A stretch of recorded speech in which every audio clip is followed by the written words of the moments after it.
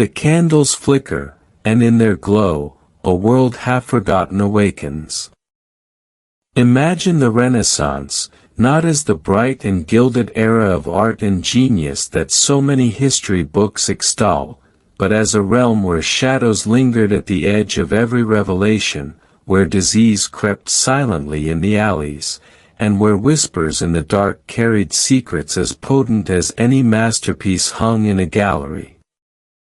It is here, in this twilight between brilliance and decay, that we uncover one of history's most unsettling truths, that even in an age of soaring cathedrals and delicate frescoes, the human body remained vulnerable, trembling, and in need of fragile protection. The Renaissance was not just a rebirth of beauty and reason, it was also a time when desire collided with mortality, and from this collision arose objects both strange and intimate, condoms fashioned from silk, linen, and leather, woven with secrecy, stitched with shame, and wrapped in the heavy silence of the centuries. To understand this secret, one must first walk the streets of the Renaissance city. The cobblestones are uneven beneath your feet, damp with the rains of spring. In the air there is the sharp tang of tallow smoke, the pungent mixture of waste, and the faint perfume of herbs hung in doorways to ward away disease. The houses are narrow, pressed close against one another like whispered confessions, their windows latticed, their interiors dark. Within, families gather around hearths, yet always, just outside, the specter of plague or pox hovers. Life is fragile. Death is intimate.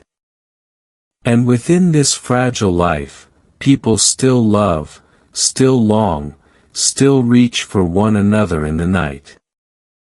In these secret moments of flesh meeting flesh, desire could be deadly.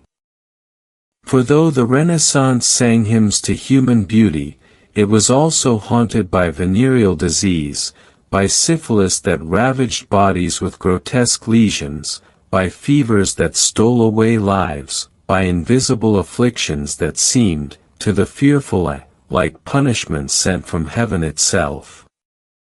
To love was to risk. To touch was to gamble. And yet, the instinct to touch remained, stubborn and undeniable. What then was to be done? How did people, centuries before latex, centuries before science could name and cure, attempt to shield themselves from peril? The answer lies in the strange, unsettling artifacts of protection that history has nearly buried, coverings of silk, of linen, of leather, contrived not merely to guard the body but to veil the very act itself in silence and secrecy. They are easy to laugh at now, these fragile sheaths, strange in their materials, crude in their design. But laughter fades when one lingers on the image, a nobleman slipping a finely sewn piece of silk over himself, believing it both delicate and divine, a merchant tying rough strips of linen, praying that discomfort might be better than disease, a soldier fastening animal hide, crude leather against his skin, grimly aware that the embrace ahead could also be his ruin. There is something both absurd and tragic here, something that speaks of the eternal tension between human longing and human frailty. It is a reminder that history is not only the tale of kings and painters, but of bodies, aching, yearning, afraid. The Church, too, whispered over these matters, though often in condemnation. To guard against pregnancy, to interfere with the natural course of union, was seen as a sin. To use these strange coverings was to deny divine intention.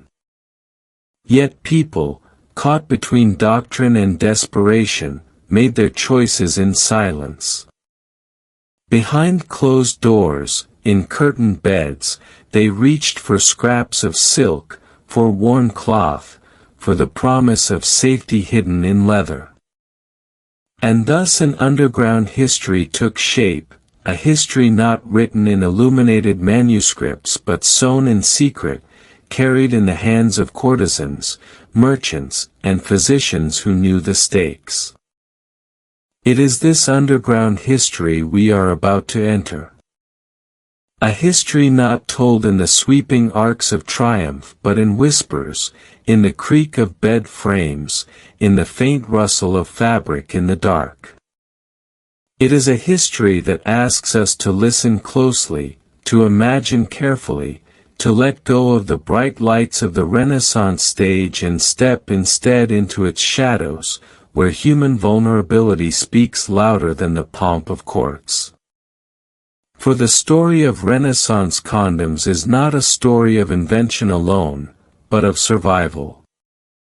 It is not merely about how people made them, but why they were compelled to, and what that compulsion reveals about a world both elegant and cruel. Picture, if you will, a Renaissance physician, his chambers lined with books bound in calfskin, the air heavy with the scent of herbs and oils. He knows little of germs, nothing of bacteria, yet he has seen too much of syphilis, too much of the wasting fevers that consume his patients. His notes, careful and solemn, record remedies that fail as often as they succeed. And there, in the margins, he writes of silk, of linen, of strange devices handed down from antiquity. For the idea of the condom was not new to his time, it had shadows in Roman practice, whispers in medieval lore. But in the Renaissance it took on a new form, clothed in the materials that defined the age, silk for the noble, linen for the modest, leather for the desperate. Each material carried with it more than texture. Silk shimmered with status, suggesting that even in intimacy, the wealthy distinguished themselves from the poor. Linen spoke of practicality, of household cloth repurposed for survival, of the thin line between everyday necessity and private defense. Leather evoked both strength and cruelty, a harshness against the body that mirrored the harshness of the diseases it sought to guard against. In these materials, one sees not only the history of condoms but the hierarchy of Renaissance society itself, etched into the most private of acts. And yet, the Renaissance sought to hide this story. Its chroniclers, eager to paint their age as a rebirth of beauty, chose not to dwell on the crude contraptions of the bedroom. Its artists, whose canvases caressed the human form, chose not to show the awkward fumblings of cloth and skin. Its poets, who sang of love, preferred metaphor to fact. And so the story slipped underground, waiting centuries to be told, waiting for the curious eye of the historian to peer into the silence and uncover what the age itself tried to conceal. What emerges is unsettling, a reminder that even in the age of Michelangelo and Da Vinci, life was not only about beauty and brilliance but also about secrecy, shame, and survival. The condom, in its crude Renaissance forms, was both a shield and a symbol. A shield against disease, yes, but also a symbol of the lengths to which people would go to pursue desire even in the face of danger. It was a fragile attempt to assert control in a world that often offered none. And in its fragility, in its silence, it speaks to us now with a strange intimacy, drawing us closer, inviting us to imagine not the grand halls of Florence but the quiet, candlelit rooms where these objects lived. We stand at the threshold of history's hidden chamber, its door creaking open on its hinges. Inside lies a world of fabric and flesh, of whispers and warnings, of silk, linen, and leather shaped into objects both absurd and profound. As we step across the threshold, let the bright voices of the Renaissance fade into a low murmur.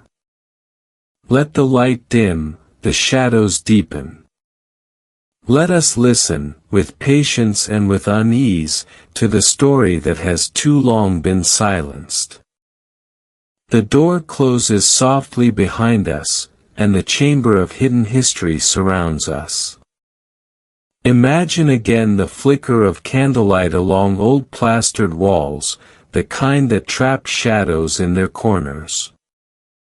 Here, in this imagined room of memory, we linger on the uneasy thought that protection, so intimate, so bodily, was both present and absent, both a possibility and a fragile illusion. The Renaissance has long been painted as an age of splendor, of the great masters shaping marble into immortality, of thinkers prying open the heavens with telescopes, of merchants carrying silks and spices across seas. But for every canvas stretched in Florence, for every dome raised in Rome, there was also the quiet terror of disease, the trembling of those who knew that beauty could not shield them from what passed between bodies in the night. And in that trembling, people reached for coverings, awkward and strange, sewn in silence, whispered about but rarely admitted. The Renaissance was not a time of scientific certainty. Medicine was a realm of conjecture, half faith, half experiment. Physicians might recommend concoctions of mercury to purge sickness, though such cures could poison as surely as they healed. Herbalists ground roots and leaves into poultices, hoping the earth would give what the heavens withheld. In this landscape of uncertainty, the condom emerged not as a device of confidence, but of desperation. Its purpose was not only to ward off the unseen plague of infection, but also to veil the act itself, to conceal, to create a fragile boundary between sin and secrecy. For if the flesh was weak, perhaps cloth could make it strong, or at least make its weakness less perilous. Think of silk, the most delicate of the Renaissance materials, shimmering with the prestige of the East, carried along the trade routes that bound Europe to distant lands. Silk was a luxury, soft and gleaming, the very fabric of wealth and refinement.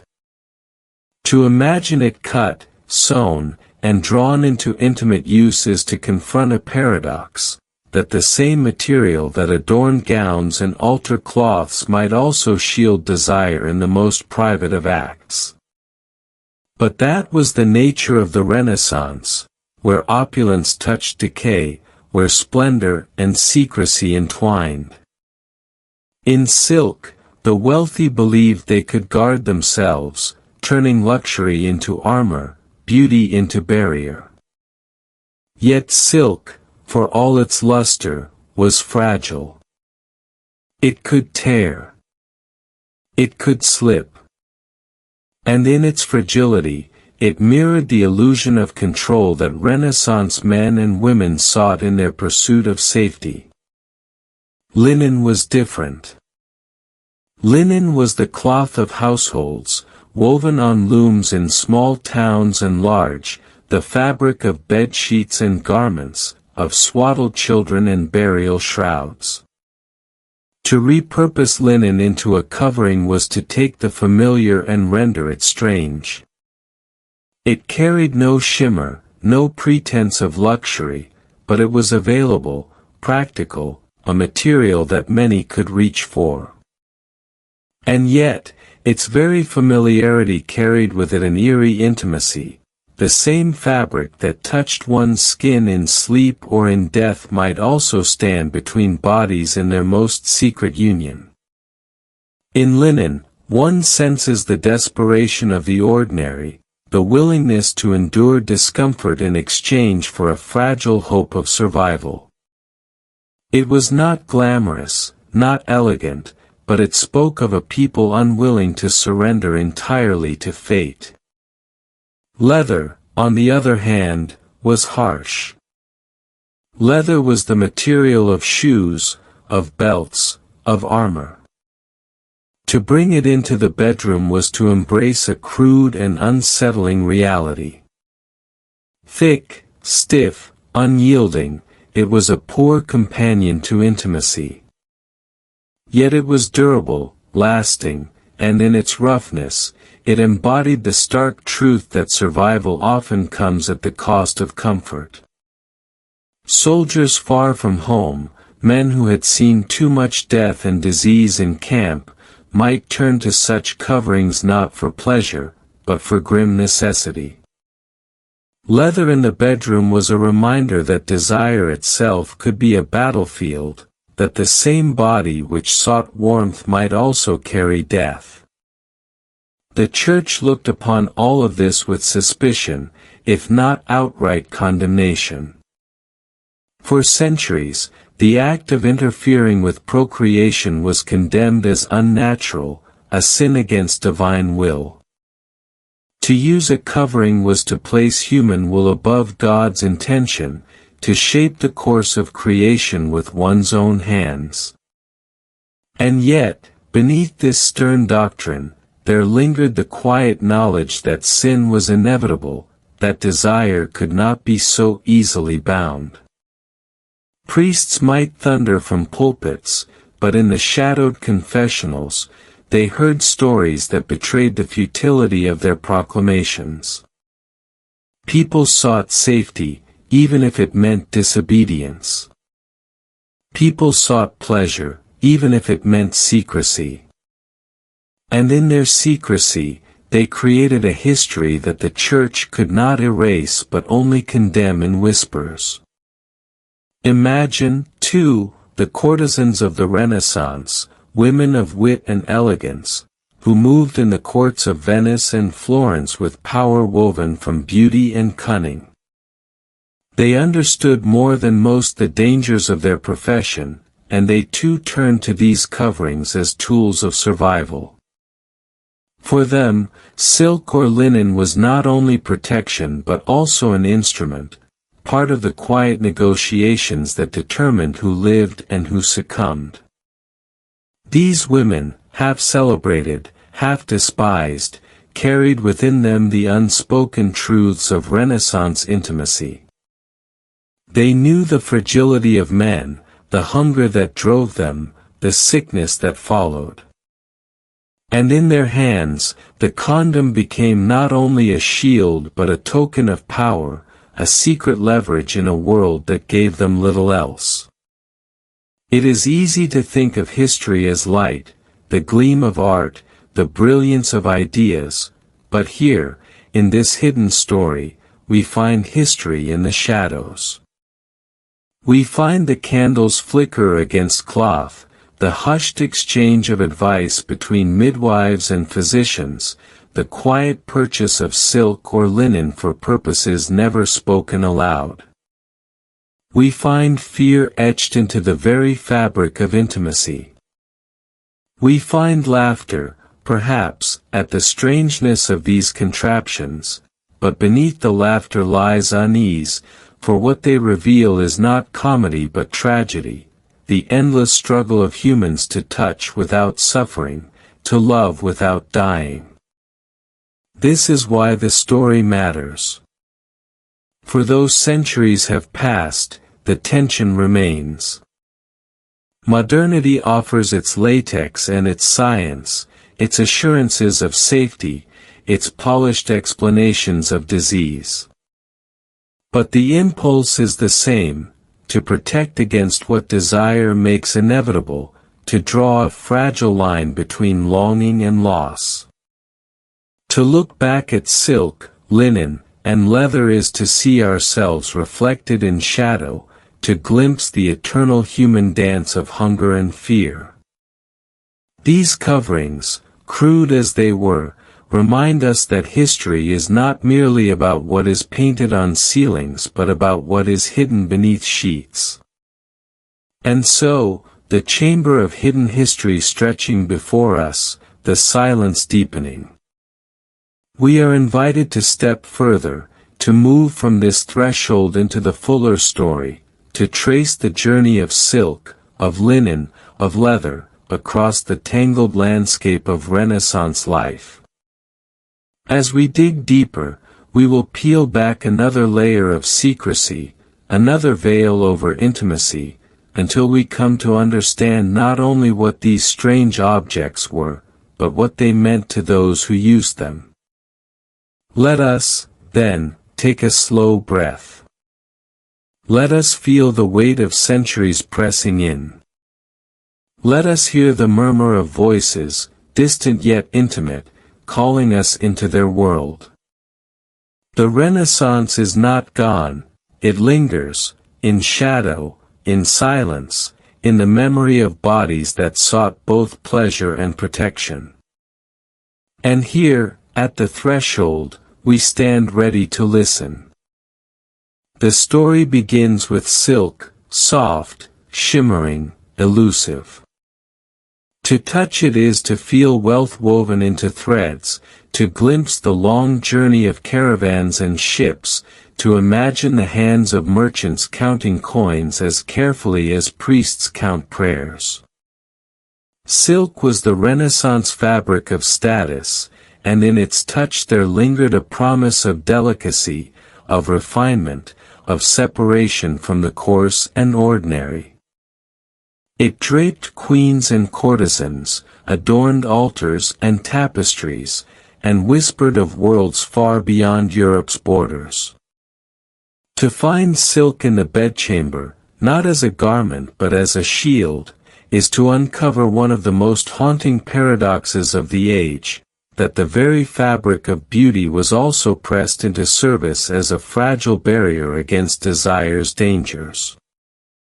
Picture the Renaissance nobleman, cloaked in velvet by day, his halls hung with tapestries, his meals set upon silver. He moves through a world of formality, of ritual, of appearances, yet by night he is still subject to the same urgencies that touch every man. Desire knows nothing of status, it comes in the silence of the body, it lingers in the glances exchanged across candlelight.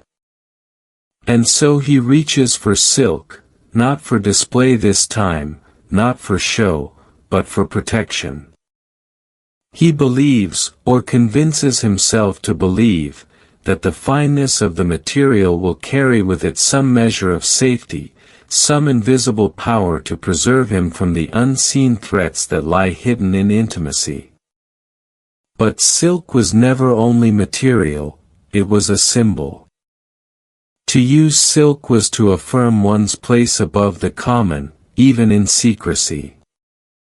A silk covering was not merely functional, it was a declaration of distinction, of refinement even in the most private acts.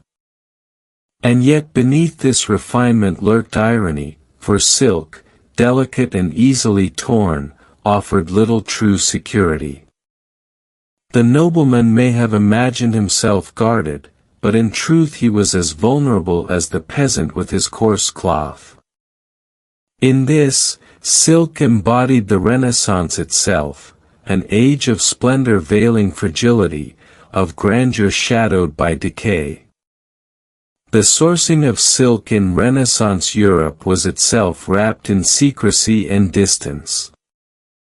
From the east it came, through Constantinople, through Venetian ports, through the hands of traders whose fortunes were built on fabrics finer than gold. It was rare, expensive, treasured. To cut it, to stitch it into a sheath for intimacy, was to take something sacred and render it profane, to draw it from the public gaze into the hidden folds of the bed. That act of transformation carries with it a strange poetry, the fabric of holy vestments turned to the fabric of private defense, the same shimmering threads that covered statues of saints now pressed against the most human of desires. Silk carried not only status but superstition. Some believed its fineness could act as a true barrier, that its sheen carried a kind of purity, that it could guard against disease through a mystery beyond reason. In an age where medicine was entwined with alchemy, where the unseen was explained with symbols, it was easy to imagine silk as more than fabric. It became a talisman, charm, and hope. Physicians might recommend it in hushed tones, courtesans might insist upon it, nobles might hoard it not only for garments but for unseen uses. In the layering of silk's meanings, luxury, symbol, superstition, we find the haunting complexity of the Renaissance bedroom.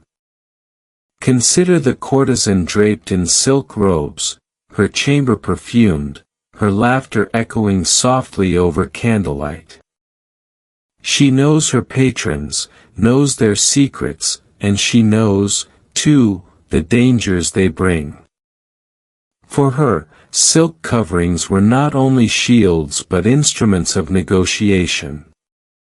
To offer them was to show refinement, to flatter the status of her lover, to make the act itself feel wrapped in luxury. But it was also survival. Every touch carried risk, and silk, though imperfect, was better than nothing. In her hands, the covering was not just protection but leverage, a way to assert control in a world that sought to control her. The whispers of silk echo through medical treatises of the time, though always in shadowed notes, in margins, in cautious references. Physicians recorded their observations discreetly, reluctant to tie their names to such things, yet unable to ignore what they saw.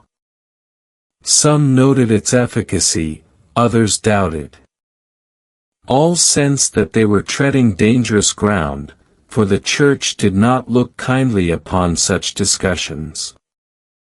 Still, the notes remain, faint voices across the centuries, telling us that silk was indeed there, that it played its quiet role in the struggle between desire and disease.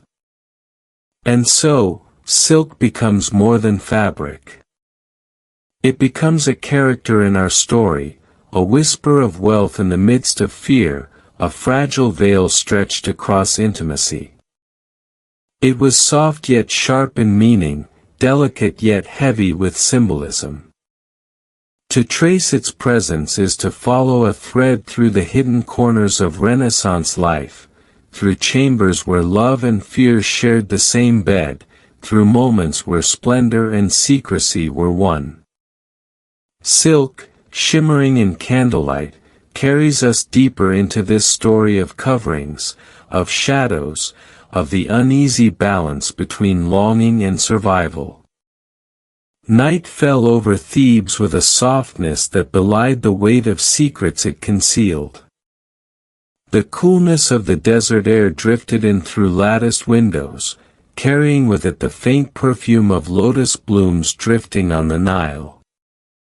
Within the palace, however, the air was heavier, thicker, charged with the tension of whispers traded behind carved cedar doors. For though the official records of Egypt would one day present its rulers as godlike beings, radiant and untouchable, here in the candlelit chambers of the living, the pharaohs and their queens moved in a world saturated with human frailty, passion, and forbidden desires. The silken canopy above the royal bed was embroidered with golden stars, catching the glow of oil lamps that flickered gently in alcoves. Beneath its folds, two shadows moved, entwined in a rhythm that was as ancient as the desert sands themselves. Their whispers carried not only sighs of longing but secrets that could unravel dynasties if overheard. In these quiet, dangerous intimacies, silk became a witness, the veils of the bedchamber absorbing stories too volatile for priests to record or scribes to inscribe. Here, the human heart collided with the divine facade, creating fractures that no stone monument could conceal. The art of love in Egypt was not merely an act of indulgence but a language, an unspoken dialect that conveyed allegiance, betrayal, dominance, and submission. Whispers in silk could determine the loyalty of generals, the rise of viziers, the future of heirs. When a queen's hand brushed a priest's robe beneath the sanctuary shadows, when a pharaoh's lips found warmth in the curve of a forbidden lover's body, they rewrote the politics of the realm as effectively as any decree carved into granite. Power did not rest only in temples and courts, it moved within bodies, in the subtle exchanges of passion that no scribe dared to etch upon papyrus. The harem, often imagined by outsiders as little more than a playground of pleasure, was in truth a battleground woven in silk and song. Within its perfumed corridors, concubines studied the art of seduction not as idle entertainment, but as survival. A glance could elevate a woman to queenly status, a misstep could lead her to a forgotten grave. Their rivals were not always across the Nile but across the same chamber, breathing the same air, wearing the same strands of faience beads. Whispers of desire carried between them like poisoned arrows cloaked in honey, and in this theater of shadows, love was indistinguishable from strategy. Silk itself, imported at staggering cost from distant lands, became more than cloth. It was a weapon and a disguise, a veil that concealed trembling secrets.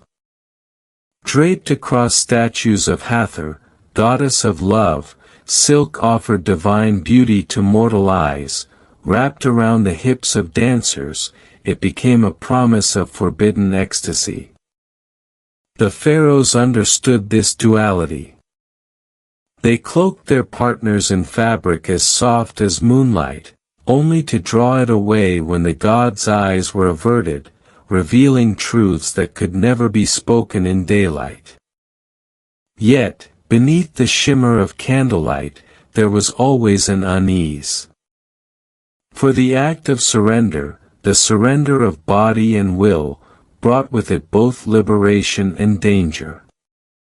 Each whisper in silk carried echoes of eternity, binding not only lovers but empires. A careless confession murmured in the delirium of passion could seed conspiracies, could tilt the balance of favor from one dynasty to the next. In such moments, the boundaries between devotion and treachery blurred until neither lover could tell whether they embraced a confidant or a threat. The scribes who dared to chronicle these private dramas encoded them in riddles, in hymns that seemed devotional but pulsed with double meanings. A papyrus hymn might appear to exalt the rising of Ra, yet within its stanzas lay veiled allusions to a queen's body, her curves likened to the arc of the sun across the sky, her breath to the warming wind that stirred the Nile. Only those who had themselves whispered within silk could decode the hidden meanings, for only they knew how love and power intertwined beneath sacred veils. Even the gods themselves were not free from scandal. Isis, mourning Osiris, pieced together his broken body with devotion that blurred into carnal longing. Hathor's embrace of Ra was painted in temples as holy, yet in private tales whispered among priestesses, it bore the unmistakable pulse of seduction. These divine examples served as both justification and warning. If gods could transgress boundaries of passion, then mortals might do the same, though they risked collapse of order. Mot, should their desires consume them. The palace corridors echoed with the footsteps of eunuchs and servants, guardians of these secrets who spoke little yet observed much. They carried trays of figs and honeyed wine into chambers where curtains swayed with the movements of bodies. They withdrew without word, their silence more valuable than gold. But in the marketplace, stories still spread, tales of a pharaoh who sought warmth in the arms of his general, of a queen whose loyalty was divided between her husband and the high priest of Ammonius. These whispers, carried on desert winds, became immortal though unrecorded, woven into the fabric of Egyptian lore that pulsed beneath the official histories.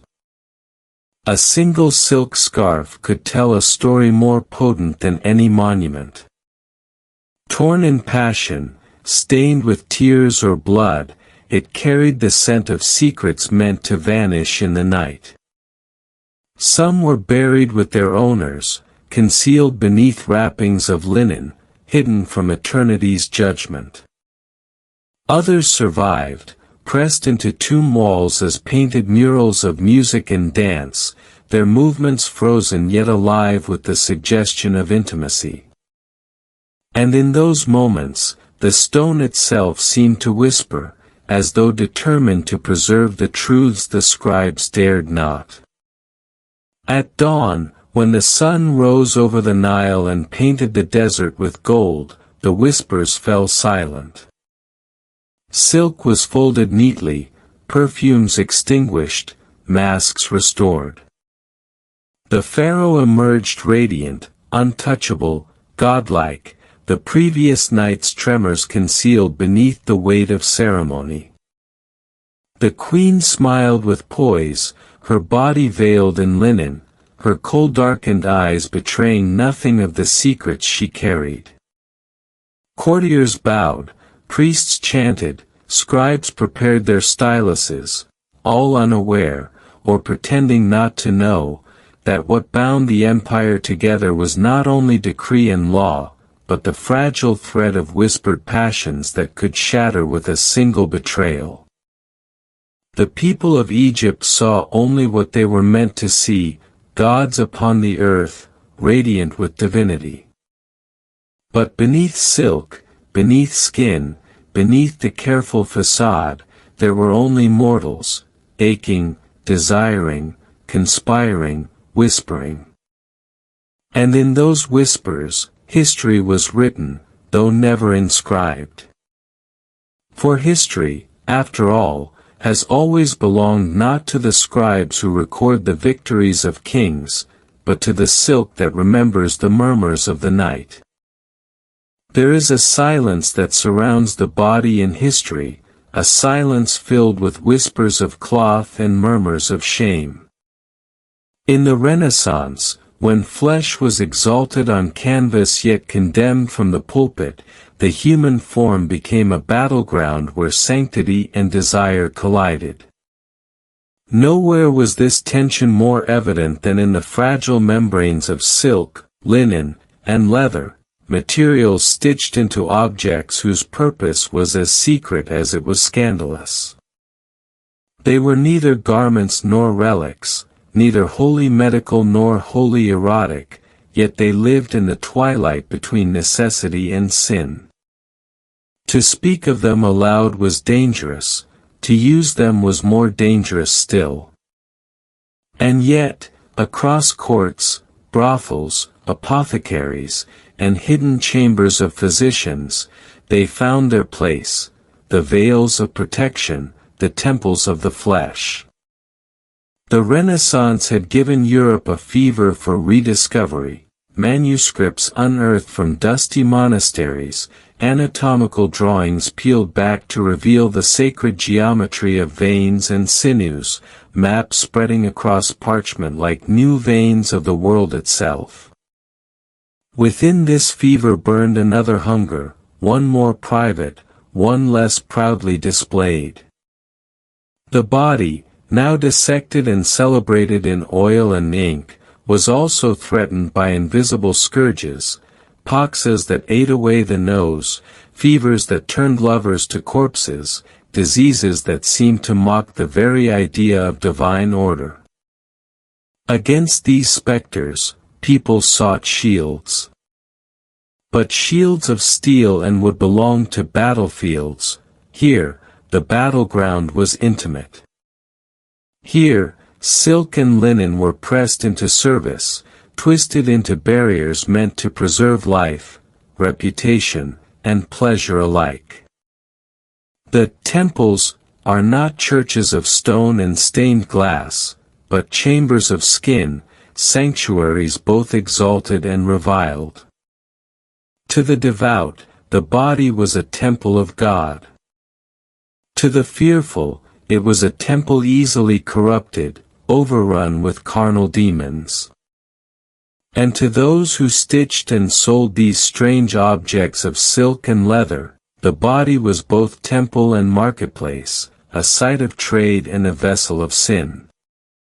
The veils they made, the proto-condoms of the Renaissance, were designed not merely to conceal but to sanctify, to restore the fragile boundary between divine order and human frailty. Yet these coverings were not born of European imagination alone. They carried with them whispers from far older traditions, fragments of Egyptian ritual where linen wrapped the pharaoh in both death and desire, Chinese accounts of oiled silk sheaths said to preserve fertility while channeling qi, and Roman mentions of bladder coverings meant to guard against both pregnancy and disease. The Renaissance, with its passion for reviving antiquity, did not invent these veils from nothing, it reinterpreted them. In Italian apothecaries and Venetian workshops, artisans drew from Eastern silks and local linens, from tanning gilds that transformed rawhide into something supple, and from the unspoken needs of clients who dared not confess their purchases in daylight. Consider silk. Its threads shimmered with a delicacy unmatched, a material associated with luxury, sensuality, and, paradoxically, chastity. In Renaissance Florence and Venice, silk was the cloth of nobility, its touch a privilege of the wealthy. When fashioned into sheaths, it offered not only protection but also allure, a barrier that did not crush sensation but heightened it, that clung with both fragility and promise. To slip into silk was to touch decadence itself. Yet in this transformation, silk betrayed its sacred associations. What was once draped over Madonnas in painted chapels now became the clandestine veil of the brothel.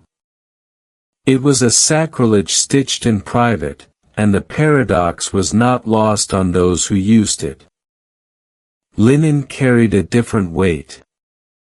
Its texture was plainer, rougher, woven into shirts of peasants and altar cloths alike. It bore connotations of purity, simplicity, and the everyday. When linen was boiled, treated with herbal tinctures, and fashioned into coverings, it became a shield of pragmatism, less a luxury than a precaution. Physicians prescribed them, sometimes soaked in vinegar or infused with mercury-based compounds, as a way to defend against the dreaded French disease, syphilis, which spread across Europe like a curse in the late 15th century. The irony was sharp. Linen, the cloth of purity, was repurposed to guard against impurity. The altar met the brothel in the weave of flax, and the sanctity of fabric became entangled with the sin of flesh. Then there was leather, the most paradoxical of all. Hard, animal, and primal, it was not draped delicately but fitted with a rougher edge. Leather sheaths were often fashioned from goat or sheep skin, softened by treatment but never quite rid of their tactile memory of animal life. They carried a scent, a presence that silk and linen lacked. Leather belonged to the world of tanners and huntsmen, men accustomed to the rawness of hides and the transformation of carcass into commodity. When reshaped into barriers for flesh, leather brought with it the aura of dominance, of rough desire that bordered on punishment. To wear it was to cloak oneself in the memory of slaughter, to wrap intimacy in death's reminder. For some, this was grotesque, for others, intoxicating. These materials, silk, linen, leather, were not simply chosen for function. They embodied meanings, and those meanings shaped their secrecy. To the merchant who sold them, they were curiosities whispered about in coded language. To the physician, they were instruments straddling the line between science and superstition. To the lover who wore them, they were masks, fragile disguises for the temple of the body. And to the church, they were affronts, daring to shield man from divine consequence, daring to separate act from punishment, desire from disease. In their very existence, they posed a theological challenge. If God willed that sin be punished with plague, how dare a sliver of silk intervene? Thus, the veiled temples were not only bodies wrapped in fragile barriers, but also entire structures of secrecy, markets hidden in plain sight, and moralities negotiated in whispers. In Florence, rumors spread of apothecaries who sold not only herbs and tinctures but also fogli di lino, small folded packets that concealed linen sheaths. In Venice, sailors were said to carry with them silken coverings purchased in the East, tokens of protection against foreign diseases. In Paris, physicians wrote obliquely of instruments of prevention, without naming them, hiding behind Latin euphemisms. And in London, midwives were accused of distributing leather sheaths to clients too ashamed to face physicians, but too fearful of the pox to risk intimacy unguarded. Yet for all their secrecy, these objects bore witness to the truth that society could not admit, that desire persisted, even in the face of death. The veils of silk, linen, and leather became acts of defiance against fate itself. They were not perfect, not always effective, yet they carried with them the stubborn belief that the body could be preserved, that pleasure could coexist with survival. They were veils not only of protection but also of hope. In this half-lit world, medicine and morality danced an uneasy waltz. Physicians condemned indulgence yet prescribed coverings. Priests thundered against lust yet whispered confessions of their own fleshly weaknesses. Lovers sought absolution in shadows, praying that a thin barrier might shield them not only from disease but from damnation. And artisans, anonymous and unrecorded, stitched, boiled, and tanned the very fabrics that gave shape to these contradictions. Their work was not celebrated, not remembered, yet without their hands, the veiled temples of the Renaissance would have remained naked, undefended, and unimagined. The silk, linen, and leather is not merely about objects. It is about the tension between seen and unseen, spoken and unspoken, sacred and profane. These coverings were veils not only for the flesh but for society itself, obscuring truths it dared not confront directly. They were temples of denial, sanctuaries of secrecy, and monuments to the fragile balance between pleasure and peril. And so we begin to glimpse them, not as relics displayed proudly in museums, but as whispers in the dark, as folded linen in apothecary drawers, as rolled leather in the pouches of sailors, as shimmering silk passed hand to hand like contraband. They were the veils of temples too fragile to stand in daylight, yet too necessary to be destroyed. They remind us, centuries later, of a truth that history itself has often tried to veil, that the body, in all its contradictions, is both sanctuary and battlefield, both sacred temple and secret marketplace.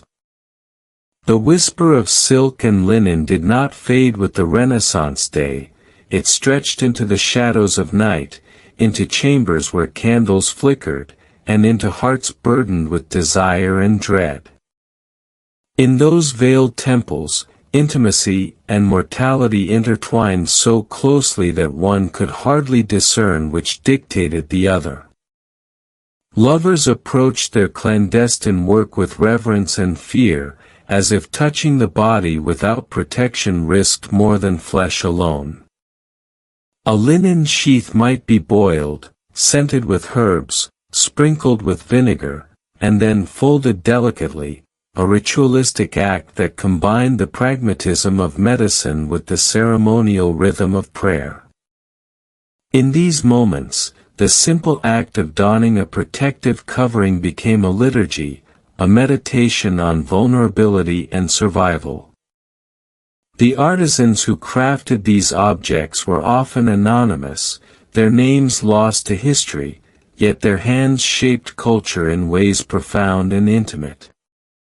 Leatherworkers in Florence, for example, would select the thinnest, most supple hides, soak them in oils, and then stretch them with precise skill.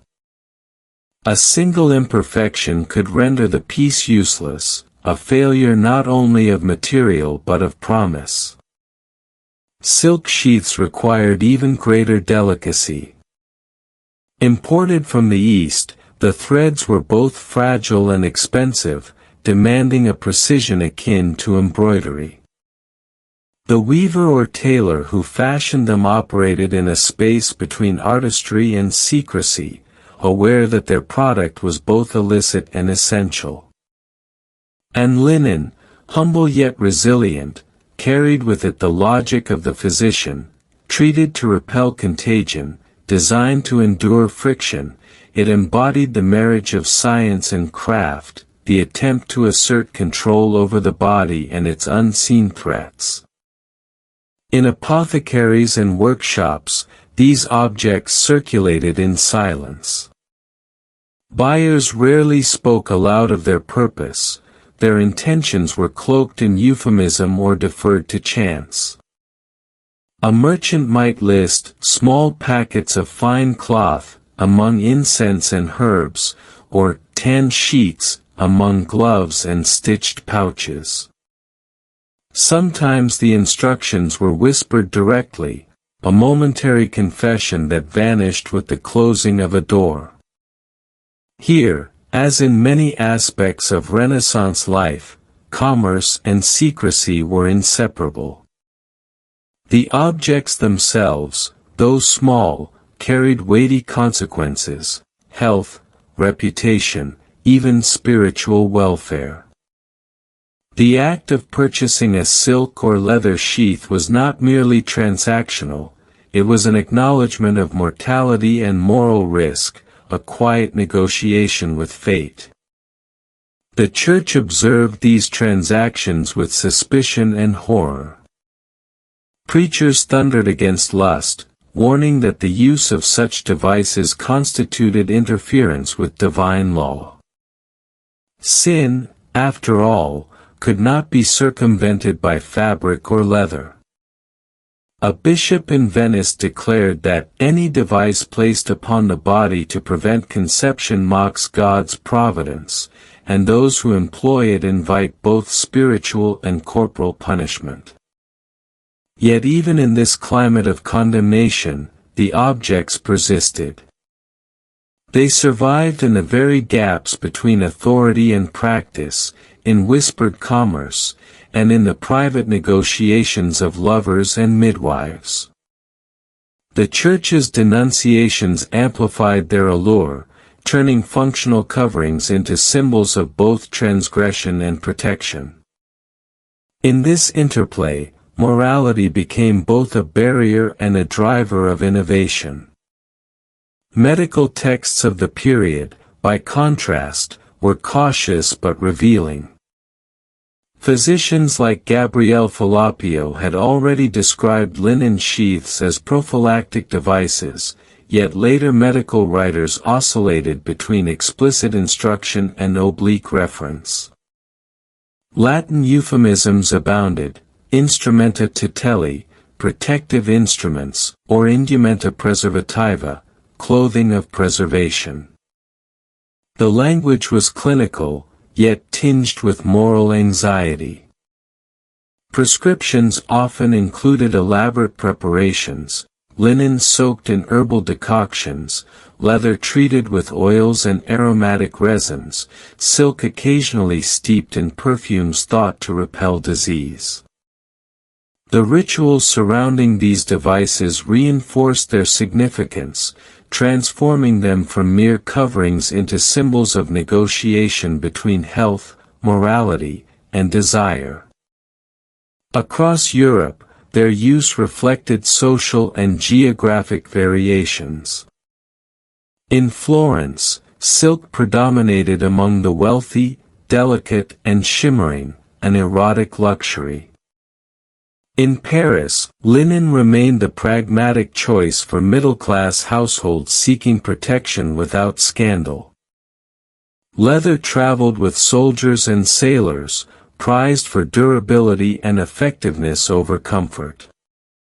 Letters from mercenary captains detail the careful packing of leather sheaths in trunks, alongside personal items and munitions, emphasizing both practical survival and discreet discretion. What unites these disparate contexts is the pervasive tension between necessity and secrecy. The Renaissance sheath existed because it was needed, yet it thrived in spaces where it could not be openly acknowledged. The proliferation of sexually transmitted diseases during the period further amplified both demand and secrecy. Syphilis, known in vernacular as the French disease, swept through European cities with devastating effect. Physicians, moralists, and theologians alike wrestled with its consequences, debating causes and remedies while often avoiding direct reference to sexual behavior. Protective sheaths offered a means of mitigation, imperfect yet significant. They allowed human desire to persist even under the shadow of illness, bridging the gap between fear and gratification.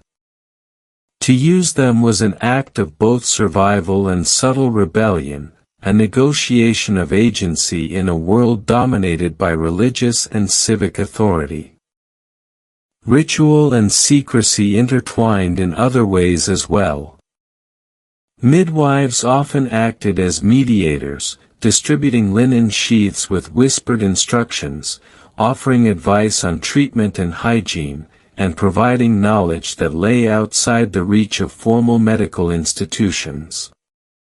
In this sense, the Renaissance sheath was more than a material object. It was a vehicle of knowledge, a tool that enabled survival, and a conduit through which women exercised discreet authority.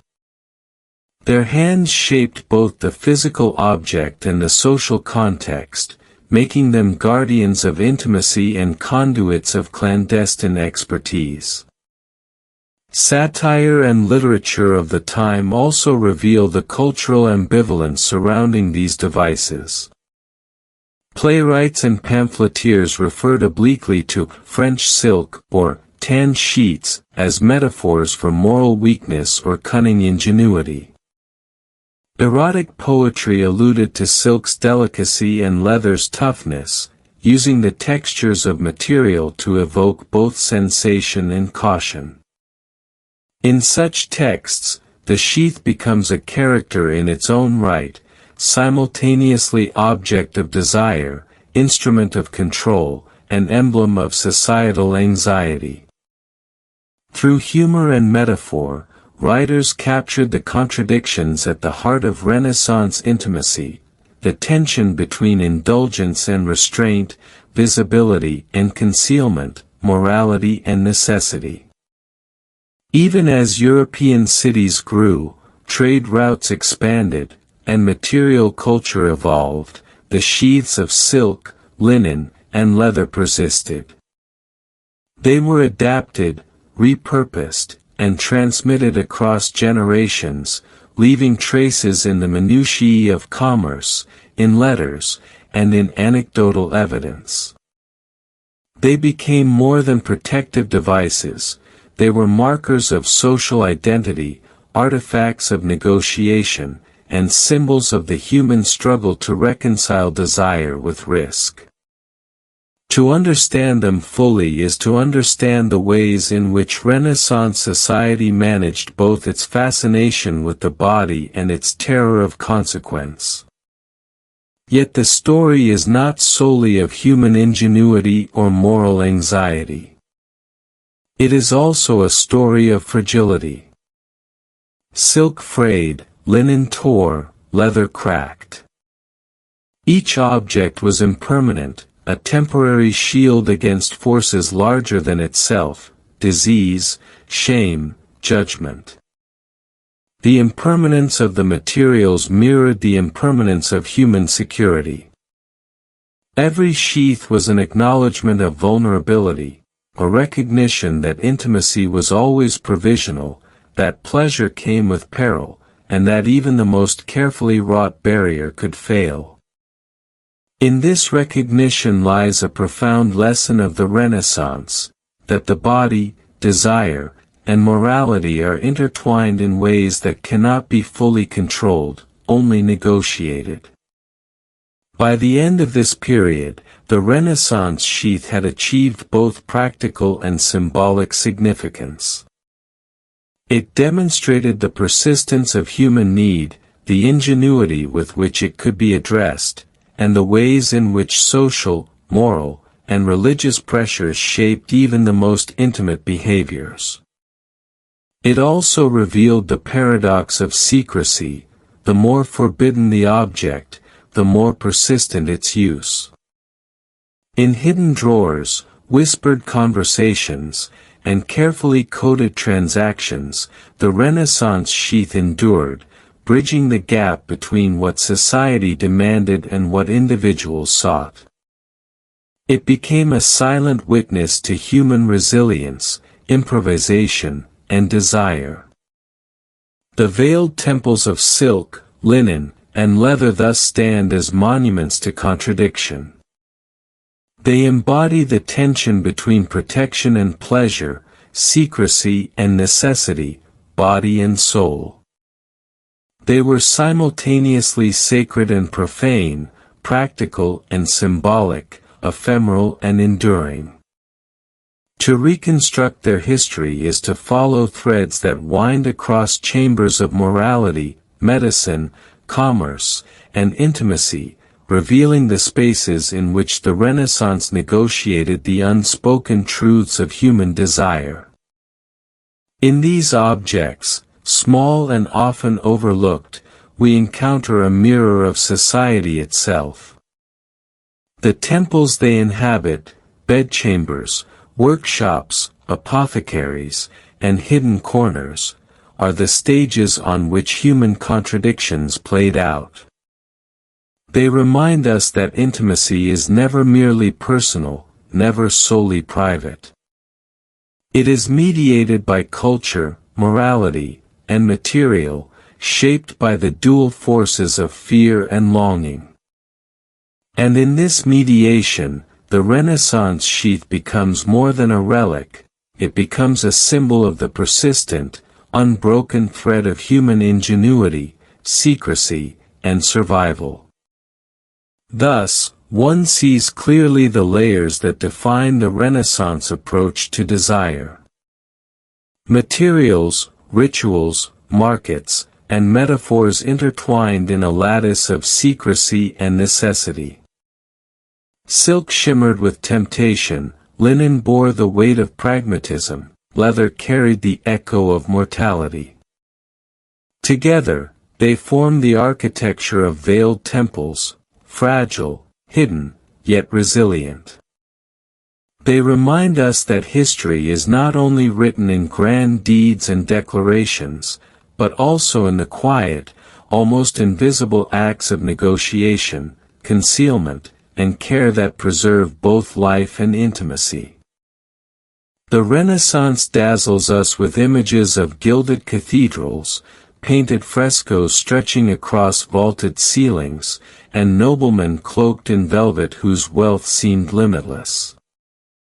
Yet beneath the glow of art and grandeur lay a darker, rougher world, a world that whispered not of beauty but of necessity, not of luxury but of survival.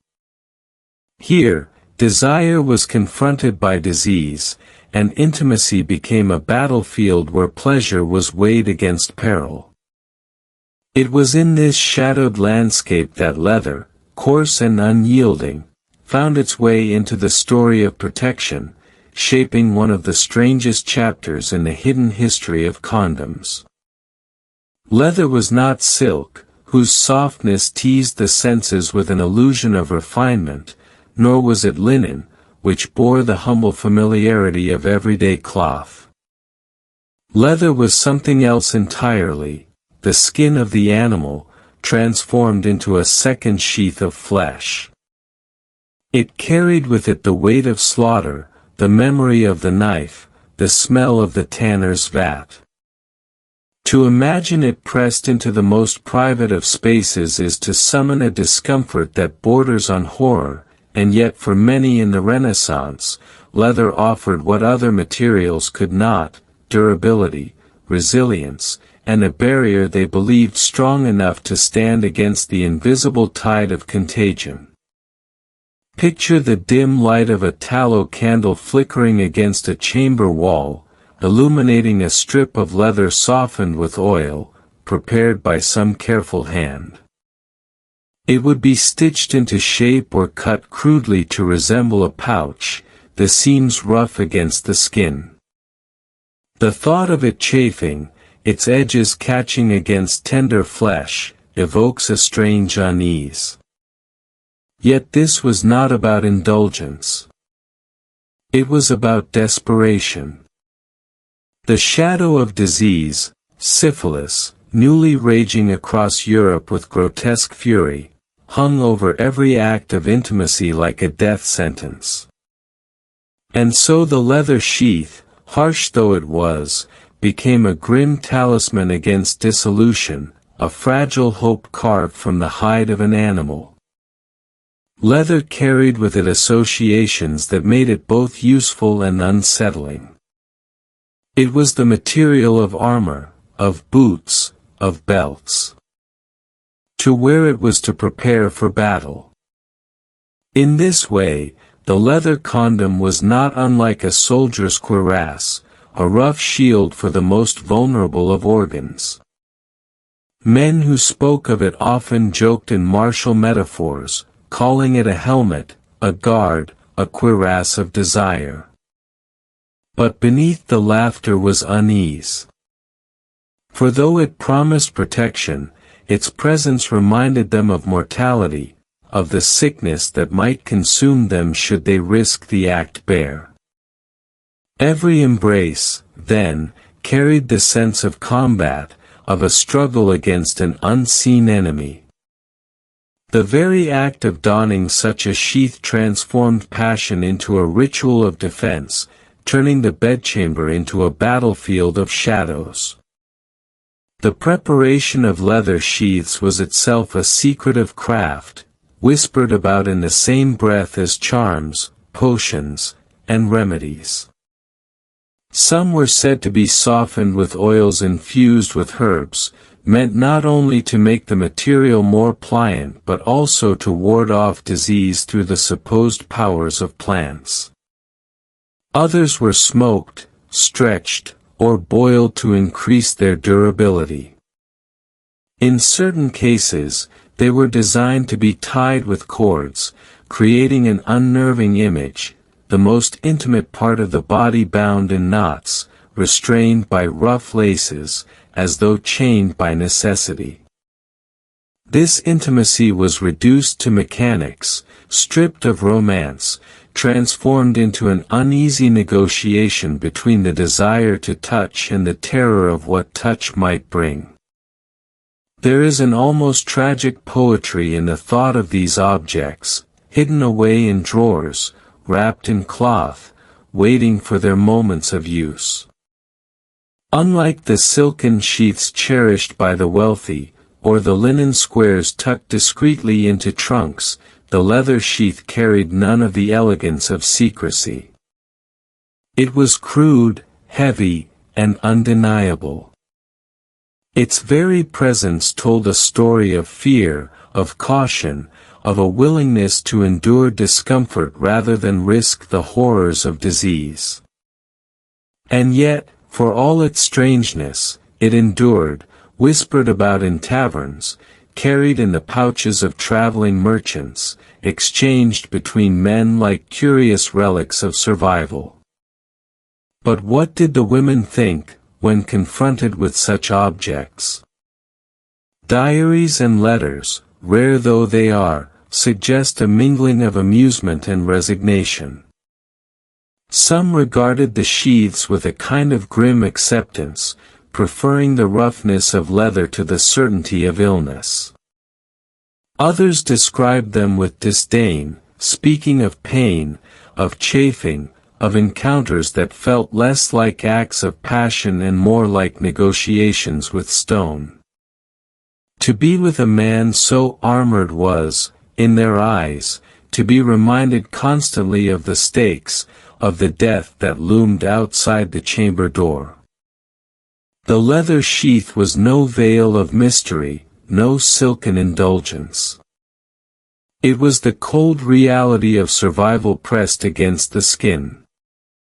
Yet, strangely, leather carried with it a certain symbolism that could not be denied.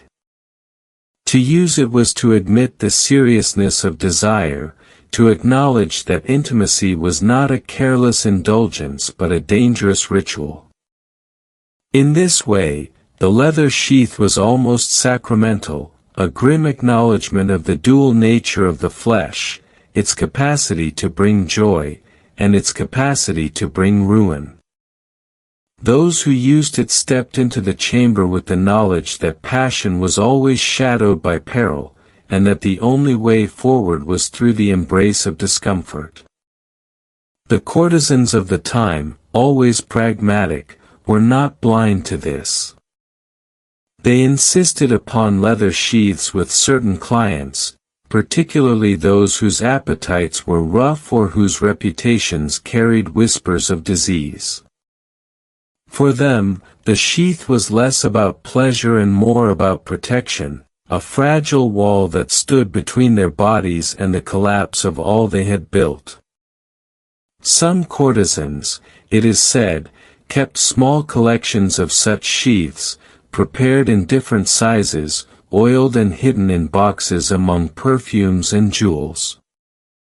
Their use was not spoken of openly, but in the silence of the bedchamber, they became the tools of survival, as necessary as rouge or wit. In time, leather sheaths became the subject of satire as well as fear.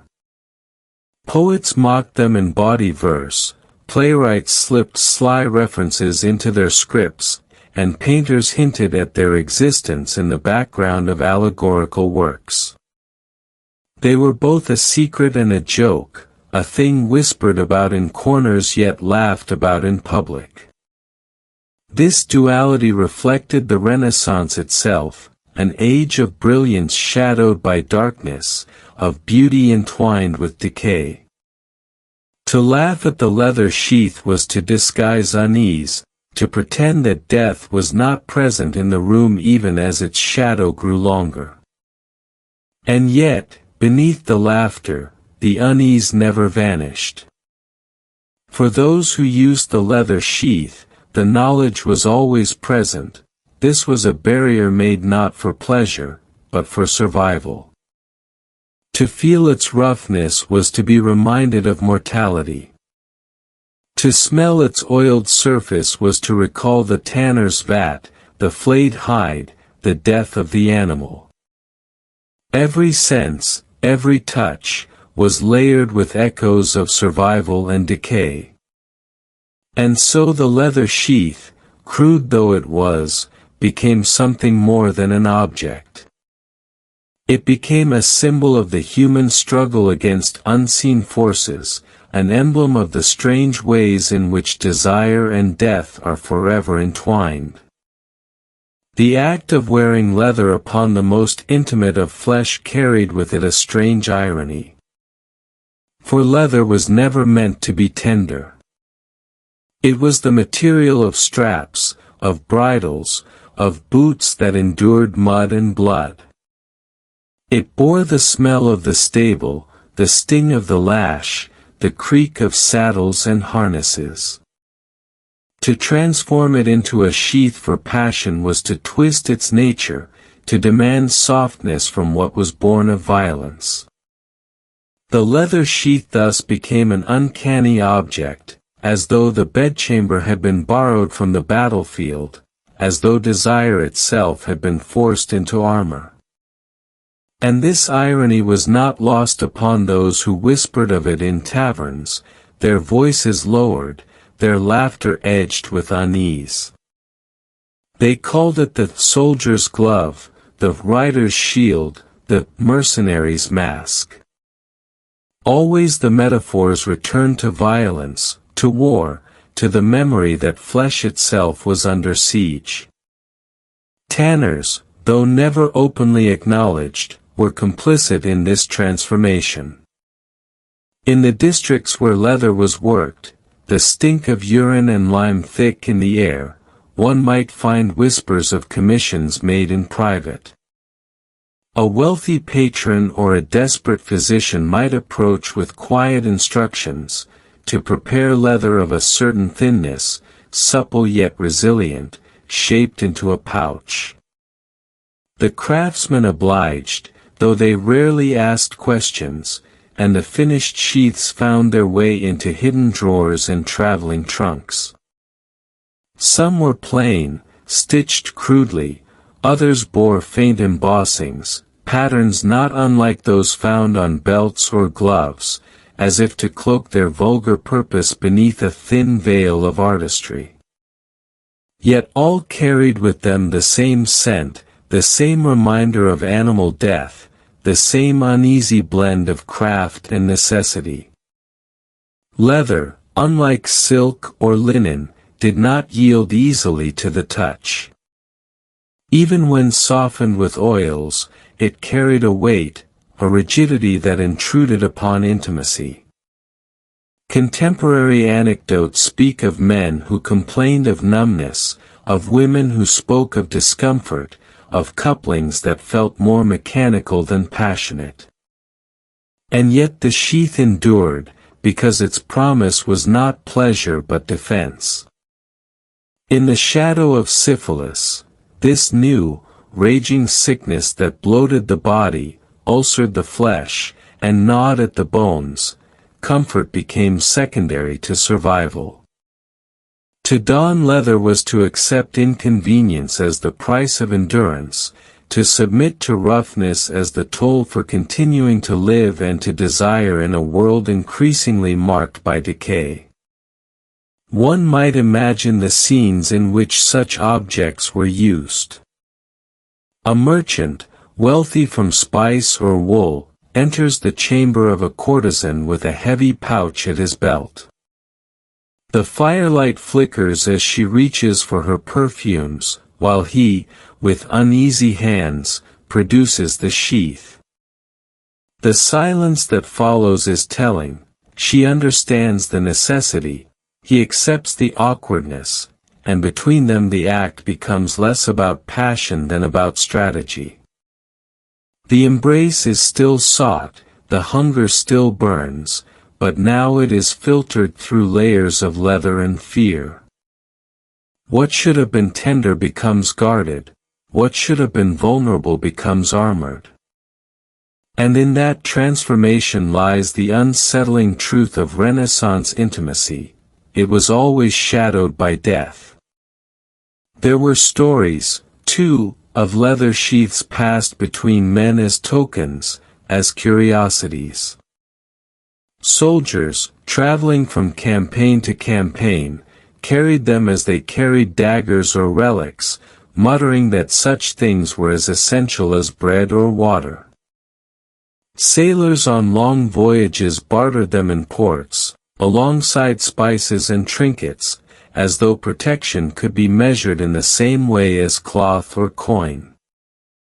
Some were even kept as talismans, never used but held as proof of prudence, tucked away in satchels like charms against fate. The very act of possessing one spoke of awareness, of participation in a secret economy of survival. Women, however, bore the heavier weight of these objects. Their bodies were the battlegrounds upon which disease most visibly carved its ruin, their reputations most easily destroyed by scandal. For courtesans, the leather sheath was at times the only shield they could insist upon, their last defense against the ruin of their trade. Letters hint at women who kept such objects hidden from their lovers until the final moment, unveiling them with the calm insistence of experience. Others wrote of the humiliation they endured when men mocked the demand, refusing the sheath with laughter, as though death itself were something to jest about. And yet, more often than not, the women prevailed, for they understood what their clients pretended not to, that beauty fades swiftly under the knife of disease, and that survival was the only true luxury. There was, in leather, a sense of permanence absent from other sheaths. Silk might tear, linen might fray, but leather endured. It carried the suggestion of something meant to last, as though the very act of using it might promise a future beyond the embrace. This illusion of durability lent it a strange gravitas. To wear leather was to admit that desire needed more than softness, that it needed strength, endurance, a barrier that could withstand the sharpest of shadows. And yet, ironically, this same quality ensured discomfort, ensured that pleasure was dulled, ensured that intimacy felt less like union and more like negotiation.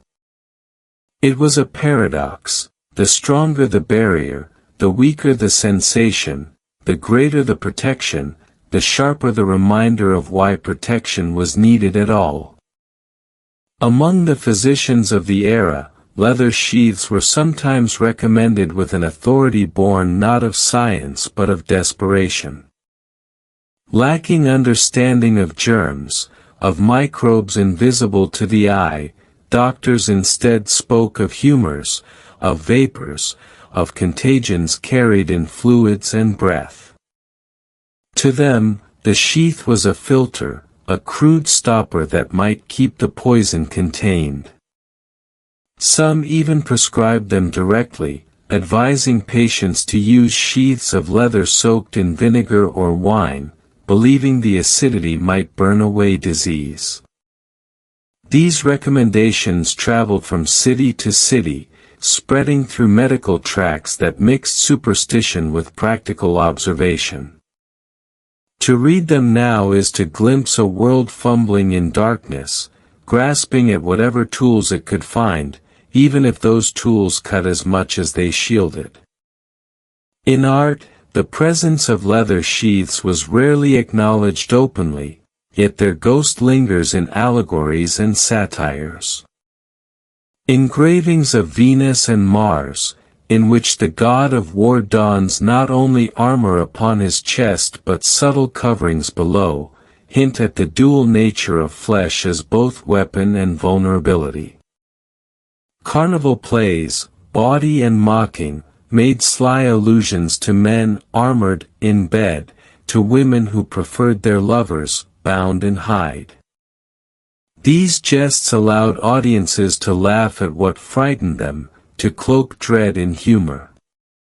But beneath the laughter, the knowledge remained: these objects existed, they were used, and they spoke of a reality that no satire could erase.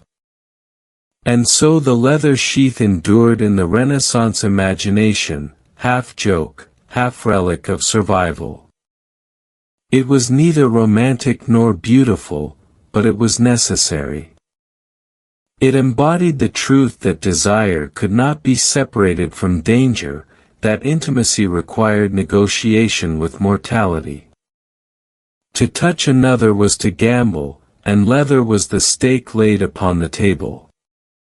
It dulled the thrill, yes, but it prolonged the game. As the 16th century waned and the 17th dawned, other materials would slowly eclipse leather. Innovations in linen, refinements in silk, and the growing experimentation with chemical treatments offered alternatives less brutal, less discomforting. But leather never truly vanished. It lingered in whispers, in hidden drawers, in the memories of those who had endured its rough edge in exchange for one more night free of disease. Its ghost remained in the language of protection, in the metaphors of armor and defense that still echo in how we speak of intimacy today. To reflect upon the leather sheath is to see the Renaissance in its truest form, brilliant yet brutal, gilded yet grim, always balancing beauty with decay. It is a reminder that behind every painted fresco and delicate madrigal, there was fear, fear of death, fear of disease, fear of the body's betrayal. And in the midst of that fear, humanity reached for whatever tools it could forge, even if they were carved from the hides of beasts, even if they turned pleasure into hardship. The leather sheath stands, then, as both object and symbol, a relic of a time when passion was never free, when every embrace bore the weight of survival, and when even in the most private of acts, the Renaissance could not escape its shadowed truth.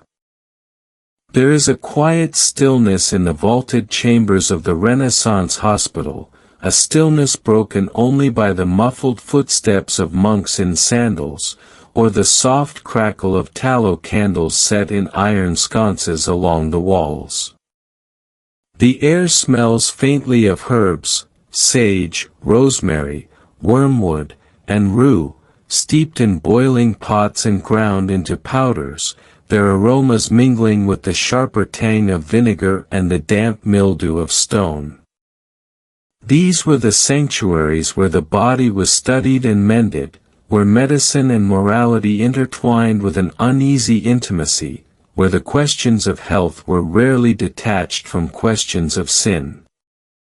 It is within these corridors of healing and faith that the story of condoms made of silk, linen, and leather must be extended, for the strange implements were not only objects of pleasure or discretion but were perceived through the dual lenses of salvation and damnation. The physicians of the Renaissance lived in a world where knowledge was fragmentary, where Galenic humor still ruled diagnosis and where the balance of bile, blood, phlegm, and melancholy was thought to govern both temperament and disease. Yet, alongside this ancient doctrine, whispers of new learning emerged, translations of Arabic medical texts, rediscoveries of Hippocrates, the cautious dissections that revealed, vein by vein, the architecture of the body. Still, when it came to sexuality, the body was a battlefield of interpretation. To indulge too freely was to risk corruption, not merely of flesh but of the soul.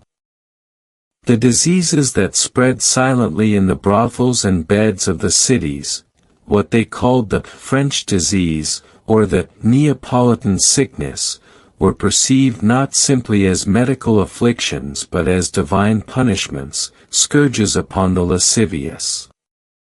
In this context, the use of protective sheaths, whether of silk, linen, or leather, was never neutral. They were devices of pragmatism, yes, but also talismans against damnation, and sometimes symbols of sin themselves. Imagine the physician at his work table, unrolling a length of linen and soaking it in vinegar, drying it carefully, and then cutting it into small fitted coverings. These were not luxuries for titillation, they were shields against contagion, recommended discreetly in certain circles as a desperate response to the plague of venereal disease. But every action carried a moral echo. To preserve one's body through such devices was to acknowledge weakness in one's restraint. The Church, with its ever-watchful eye, often warned that such practices encouraged indulgence and blasphemed the sacrament of marital union. And yet, even within monasteries and seminaries, stories circulated of monks and priests who kept such devices hidden in drawers or beneath straw mattresses, torn between the stern codes of morality and the urgencies of flesh. The Renaissance was an era where contradictions lay bare like veins beneath the skin. On one hand, there was devotion, chants of Ave Maria rising in cathedral choirs, incense trailing into the rafters. On the other, there was the unspoken reality of brothels sanctioned by city authorities, the courtesans painted with vermilion lips, whispering seductions to merchants and nobles alike. In such spaces, linen sheaths and leather coverings became not only articles of protection but tokens of negotiation between body and soul. Physicians would caution noblemen, scribbling in the margins of treatises, that to consort without such barriers was to gamble with infection. Yet confessors, on hearing such admissions, might assign penance, reminding penitents that even precaution was not absolution. One must picture the sermon delivered in a candlelit nave. The priest, his voice echoing against cold stone, speaks of Sodom, of Gomorrah, of the wrath of God upon cities steeped in fleshly corruption. He speaks, too, of the unseen disease, the burning sores, the wasting fevers, the reminders that God sees all. Yet, behind these words, there lingers the unspoken knowledge that members of his congregation carry secret implements within their satchels or tucked in wooden chests, waiting for the nights when passion overwhelms virtue. The clash of voices, of medicine prescribing protection, of morality condemning indulgence, creates a dissonance that hums through the very marrow of Renaissance culture. Even within the writings of medical authorities, ambiguity reigns. The surgeon Gabriele Falloppio, remembered not only for anatomical discoveries but for his writings on venereal disease, recommended linen sheaths soaked in medicated solutions as protection against contagion. His tone was clinical, detached, yet beneath it was the quiet acknowledgement that such instruments were deeply tied to acts of intimacy. He argued for their necessity not in language of desire, but in language of health, of duty to preserve the body as the temple of the soul. And yet, even his words, cloaked in authority, were whispered about by theologians as dangerous, for they seemed to open the door to indulgence rather than chastity. There is something strangely eerie in the thought that even as grand cathedrals were built and ceilings painted with divine visions, hidden in the shadows of those same cities were small leather sheaths and rolled silk fabrics, talismans against lust's punishments. The Renaissance was an age of light and shadow, and here, in the matter of sexuality, the shadow was thick. Physicians could recommend protective measures, apothecaries could sell medicated oils, but in the candlelit confessional, these same acts were labeled as sins needing forgiveness. The man who wore a sheath of silk was both a patient protecting his flesh and a sinner seeking to circumvent the consequences of desire. It is here, in this paradox, that the story deepens. For the use of these strange devices was never merely about the body. It was about the soul, about salvation, about the tension between human weakness and divine expectation. Each sheath was not only a piece of crafted fabric or leather but a quiet act of defiance against suffering, a hope to evade disease without renouncing desire. Yet each was also a silent confession of the inability to master the body through will alone. This was the essence of the Renaissance struggle, the yearning for pleasure, the dread of punishment, the search for remedies, and the ever-present voice of the Church whispering of judgment. In the dim chambers of medicine, where herbs were ground, where physicians bent over manuscripts by flickering light, the condoms of silk, linen, and leather were recorded as instruments of prevention. In the lofty pulpits of churches, where sermons thundered and psalms echoed, they were condemned as evidence of corruption.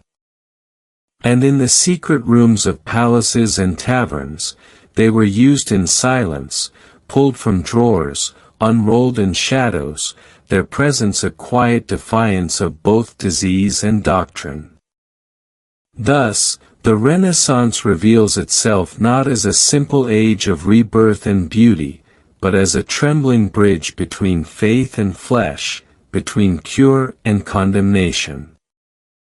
And as we move deeper, we begin to see how medicine, morality, and the Church did not merely shape attitudes, they shaped lives, decisions, and destinies. The strange sheaths of silk, linen, and leather were more than curiosities, they were touchstones of an age caught between light and shadow, between the healing hand and the pointing finger of judgment, between the secret needs of the flesh and the public proclamations of holiness. Their history is written not only in manuscripts and sermons but in the silent, uneasy compromises of men and women who sought to live, love, and survive in a world haunted by disease and watched over by God. The air in Renaissance Europe was heavy with incense and fear, a mixture that clung to the stone walls of cathedrals and the narrow corridors of hospitals alike. The faithful were told that their bodies were temples of God, vessels through which divine light might shine if kept pure. Yet purity was an elusive ideal in a world where desire coursed as strongly as blood, and where disease lurked unseen in every embrace. In this world, the simplest objects, tiny sheaths of silk, linen strips soaked in vinegar, or coarse coverings of leather, became entangled in questions of salvation. To touch them was to stand at the edge of blasphemy. To use them was to straddle the line between survival and sin. The Church did not ignore the existence of these things. Priests heard confessions, after all. They knew what their congregations whispered in shadow. They heard the trembling voices of noblemen who admitted to betting courtesans in Venice, of merchants who sought companionship in Florentine taverns, of soldiers who returned from campaigns with lesions hidden beneath their armor. They knew that some sought protection, and they suspected that these protections were unnatural contrivances. In sermons, many clergy thundered against such practices, equating them with sorcery, deception, or the mocking of God's natural law. For to shield oneself from disease was one thing, but to do so while surrendering to lust seemed, to them, a rebellion against divine judgment. Still, beneath the surface, things were not so simple. Some clerics whispered another story, one rarely uttered in pulpits but murmured in letters and disputations. Was it not, they asked, a moral duty to preserve life, to prevent suffering, to spare one's spouse from contagion? If a man had strayed and feared he carried sickness, was it not better that he place a barrier between himself and his unsuspecting wife than condemn her to sores and fever? Such reasoning was dangerous, for it seemed to justify indulgence while cloaking it in charity. Yet in an age of contradiction, these arguments found quiet listeners, some among the very physicians who treated priests for their hidden ailments. Medicine itself offered little certainty. Doctors prescribed bloodlettings, potions of mercury, poultices of garlic and vinegar, all in the hope of warding off venereal afflictions. But these cures were as brutal as the diseases they claimed to counteract. Patients suffered burns, sores, and tremors, their flesh peeling beneath the touch of mercury ointments. Small wonder that some sought simpler measures. A sheath of linen dipped in oil, though crude, seemed merciful compared to the torment of chemical remedies. Physicians who dared to speak of such protections did so cautiously, writing in Latin, cloaking their meaning in obscure phrases, lest the moral authorities accuse them of encouraging vice. Consider, for a moment, the image of a young apprentice physician, sitting by candlelight, translating an old Arabic manuscript that described protective measures against disease. His quill scratches slowly, cautiously, as he copies lines about the use of coverings made of fabric. He pauses, hearing the bells of the monastery ring out the call to prayer, and wonders if his work is dangerous. Is he preserving knowledge or tempting sin? The manuscript smells faintly of ink and dust, but also of forbidden curiosity. In that dim chamber, the line between medicine and morality blurs until it vanishes. Brothels, too, played their part in this uneasy story. Licensed by city authorities in many regions, they were tolerated as necessary evils, believed to channel men's desires away from respectable women. Within their painted walls, condoms became practical tools of trade. Courtesans often demanded their use, for their livelihood depended not only on pleasing patrons but on surviving the diseases that swept through their profession. Some kept their own supplies, stitched by hand, perfumed with herbs to mask their scent. The women, often more pragmatic than the men who visited them, understood that these coverings were not mere indulgences but lifelines. Yet if discovered by confessors or moral inspectors, they could be punished as corrupters of Christian virtue, as if their survival strategies were acts of wickedness. And still, the Church's condemnation did not erase the quiet demand. Wealthy patrons sent servants to procure these objects discreetly from apothecaries who operated in the gray spaces between official medicine and forbidden practice. In Venice, Florence, and Paris, such apothecaries might sell a small bundle of linen sheaths wrapped in paper, or strips of treated fabric folded into leather pouches. They were exchanged like contraband, whispered about in codes. To buy them was to risk exposure, and yet the need outweighed the fear. Behind heavy curtains and bolted doors, these devices were unwrapped, unrolled, and used, not with laughter, but with a kind of grim solemnity, as if to say, "We know the dangers, and we will not surrender so easily."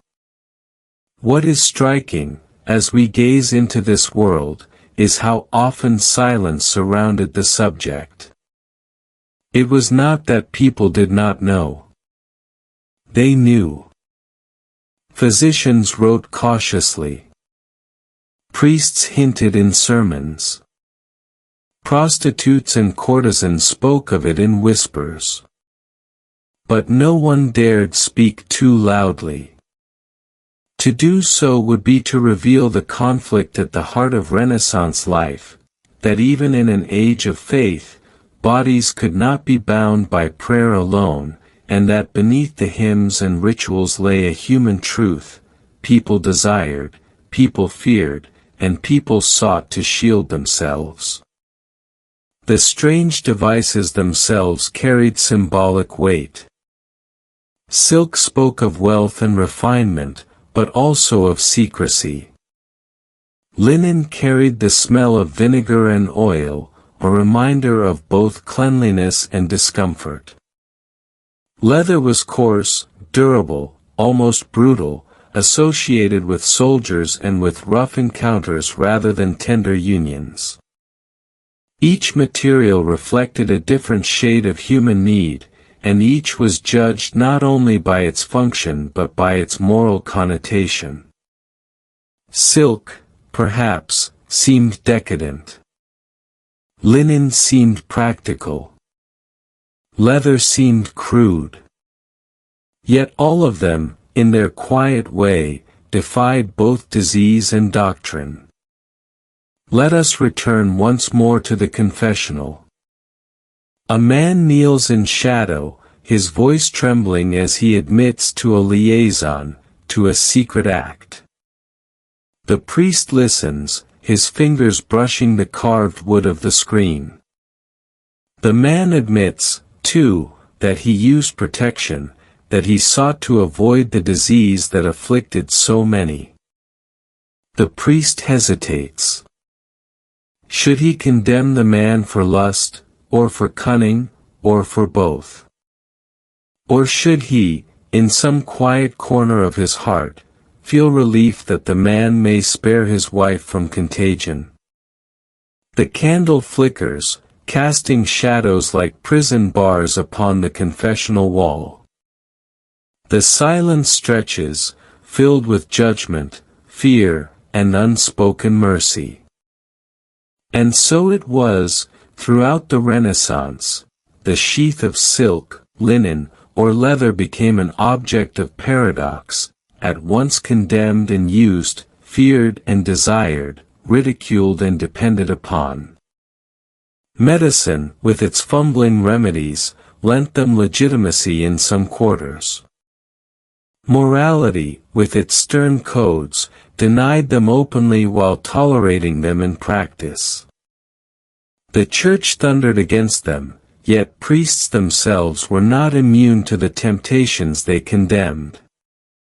Humanity lived in the contradiction, holding both faith and flesh in trembling hands, trying to balance salvation against survival. As the bells of Renaissance Europe tolled over bustling marketplaces and whispered prayers alike, the small sheaths hidden in drawers and chests became silent witnesses to the era's struggles. They were symbols of medicine's first faltering steps into prevention. They were symbols of morality's iron grip on desire. And they were symbols of the Church's unyielding yet fractured authority. In their silence, they told the story of an age both illuminated and shadowed, an age where human beings longed to be pure yet could not escape the call of the flesh, where even the simplest strip of linen carried the weight of eternity. This is how medicine, morality, and the Church became inseparable threads in the tapestry of Renaissance sexuality.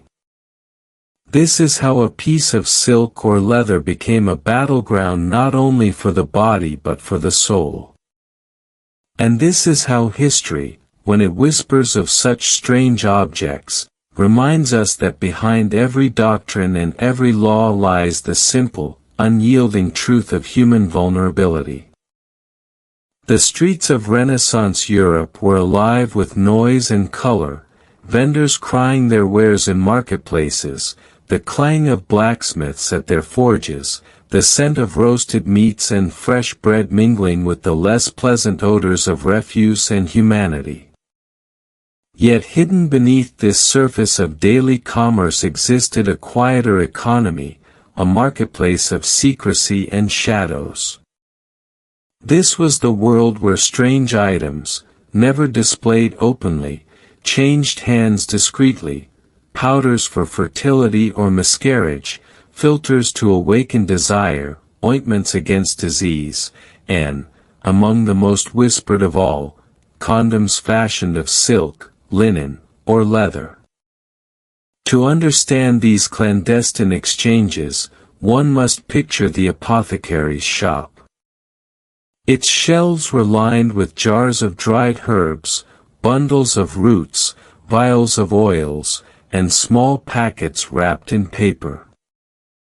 Customers entered with lists or whispered requests, some seeking medicine for coughs or fevers, others for more delicate matters.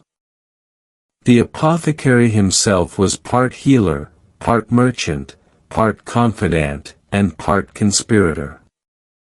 He knew when to speak and when to remain silent, when to provide what was asked and when to feign ignorance. For not every request was safe to fulfill, and not every product could be shown without risk. It was in such places, amid the clatter of pestles grinding and the sharp scent of camphor and rosemary, that condoms found their way into circulation. They were not advertised, not hung on strings like sausages in a butcher's stall. Instead, they were kept in drawers, folded within cloths, or hidden inside larger bundles of goods. The apothecary might, with a quick glance around, slip a small packet across the counter, his fingers brushing the customer's hand for just a second, a silent pact of discretion. Payment was swift, coins clinking softly, then tucked away. No word was spoken, for words carried danger. To be caught selling such items could mean fines, disgrace, even the closure of the shop. Yet the demand was steady, and where there was demand, there were always those willing to provide. Not all such commerce occurred in shops. Some was conducted in alleyways, in taverns, even in the private quarters of courtesans themselves. Women of the night often stitched their own protections, using scraps of fabric treated with vinegar or wine, sometimes perfumed with lavender or rose to mask unpleasant odors. They offered them to clients with a kind of weary pragmatism. These coverings were not luxuries but tools of survival, and the women understood this better than the men who purchased them. It was often the courtesans who insisted on their use, even at the risk of losing a customer, for disease was the shadow that hovered over every caress, the unseen enemy that claimed lives quietly, inexorably. Merchants, too, entered the trade.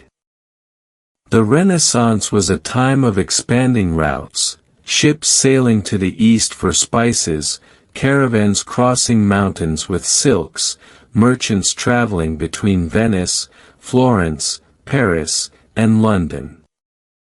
Among the wares they carried were fabrics, oils, and sometimes more illicit goods. Condoms, stitched of fine silk or durable leather, became contraband of a peculiar kind. They were not valuable in the same sense as spices or jewels, yet their worth lay in their secrecy, in the desperation of those who sought them. Hidden in chests, folded among other cloths, they traveled across borders, entering cities like whispers, like rumors too dangerous to speak aloud. The language surrounding these objects was equally veiled. They were rarely called by names we would recognize. Instead, they were cloaked in euphemisms: armor of Venus, protection against the French disease, linen for discretion. The very act of naming them openly seemed to invite danger, as though the word itself carried the weight of sin. To ask for them required subtlety, a delicate negotiation of glances and phrases. A man might inquire after remedies for nightly indulgences, or precautions against certain fevers, and the apothecary, if sympathetic, would understand. But if the wrong ears heard, both buyer and seller could be accused of trafficking in immorality. What is most haunting, perhaps, is the way these objects moved in silence. We have no ledgers listing their sales, no public records of transactions. What survives are hints in letters, marginal notes in medical treatises, confessions scribbled by priests, or the chance survival of a sheath buried in the debris of centuries. Yet the absence of record speaks loudly. It tells us that people wanted them, used them, depended on them, but could never acknowledge them openly. They were both vital and forbidden, essential and shameful. Their existence was a secret everyone knew but no one named. Picture a nobleman in Florence, his cloak drawn tight, entering an apothecary's shop at dusk. He speaks softly, avoids eye contact, purchases not only the herbs he claims to need but something folded small, slipped into his hand with practiced discretion. Later that night, in a chamber adorned with velvet draperies and candlelight, he unwraps the object, a sheath of silk, delicate, smelling faintly of vinegar and rose. He hesitates, aware of the weight of his actions. For in that moment, he is not only protecting his flesh but defying the church, defying the natural order as it has been preached to him. The candle flickers, shadows dance on the walls, and he slides into secrecy as easily as he slides into the sheath. There is something chilling in the realization that these objects became symbols of more than protection. They symbolize the hidden dualities of Renaissance life, the tension between desire and discipline, between public virtue and private indulgence. To possess one was to carry a contradiction in your pocket, to hold both fear and defiance in a strip of cloth or leather. They were not just coverings but confessions, confessions that could not be spoken but only enacted in silence. As markets bustled with the noise of barter and trade, as coins exchanged hands for bread and wine, another quieter economy pulsed beneath. It was an economy of the body, of secrecy, of survival. In its shadows, silk and linen were more than fabrics, they were shields. Leather was more than material, it was endurance. And all of them together told a story of humanity's refusal to surrender entirely to fate, even as priests thundered, even as physicians faltered, even as the specter of disease loomed. The market stalls closed at night, shutters drawn, the streets emptied of voices. But in those hours, behind heavy doors, the strange sheaths of the Renaissance were unwrapped, used, and hidden away again, their presence never admitted, their absence never secure. They moved through society like ghosts, never seen in daylight, yet always felt in the hush of whispered exchanges and the restless movements of beds in darkness. And thus, the strange history of condoms in the Renaissance passes through the hands of merchants, apothecaries, and courtesans. Not declared, not celebrated, but surviving in shadows. They were the hidden currency of desire, the silent companions of passion, the fragile shields against both disease and damnation. They remind us that even in the most glorious age of art and learning, human beings carried their secrets in cloth and leather, stitched carefully and passed hand to hand, as much a part of the Renaissance as the paintings that adorned its palaces. The marketplaces of secrecy, those veiled alleys of human longing and forbidden trade, were as much theaters of performance as they were sites of exchange. To understand the Renaissance condom trade fully, one must imagine not only the physical stalls or the curtained interiors where such items were discreetly passed from hand to hand, but also the elaborate codes, gestures, and whispers that constituted the invisible architecture of the trade. Every market had its rhythms, its signals, and its shadows, and it was within this murky ballet that silk, linen, and leather sheaths were bought and sold. These items were not simply commodities, they were social confessions, declarations of desire, and silent negotiations with both pleasure and fear. Their circulation blurred the boundary between survival and indulgence, between caution and passion, between the visible structures of morality and the hidden infrastructures of human need. Merchants who trafficked in these intimate goods learned quickly that silence was their greatest asset. To advertise openly was to court ruin, whether from the church, the city authorities, or scandalized patrons whose reputations could not endure exposure. Yet secrecy itself bred value. A whispered hint of a merchant who stocked certain protections created an aura of exclusivity, a forbidden magnetism that drew nobles, courtesans, scholars, and commoners alike. In this sense, condoms of silk, linen, and leather were not only tools but luxuries of shadow economies, objects elevated by the very danger surrounding their purchase.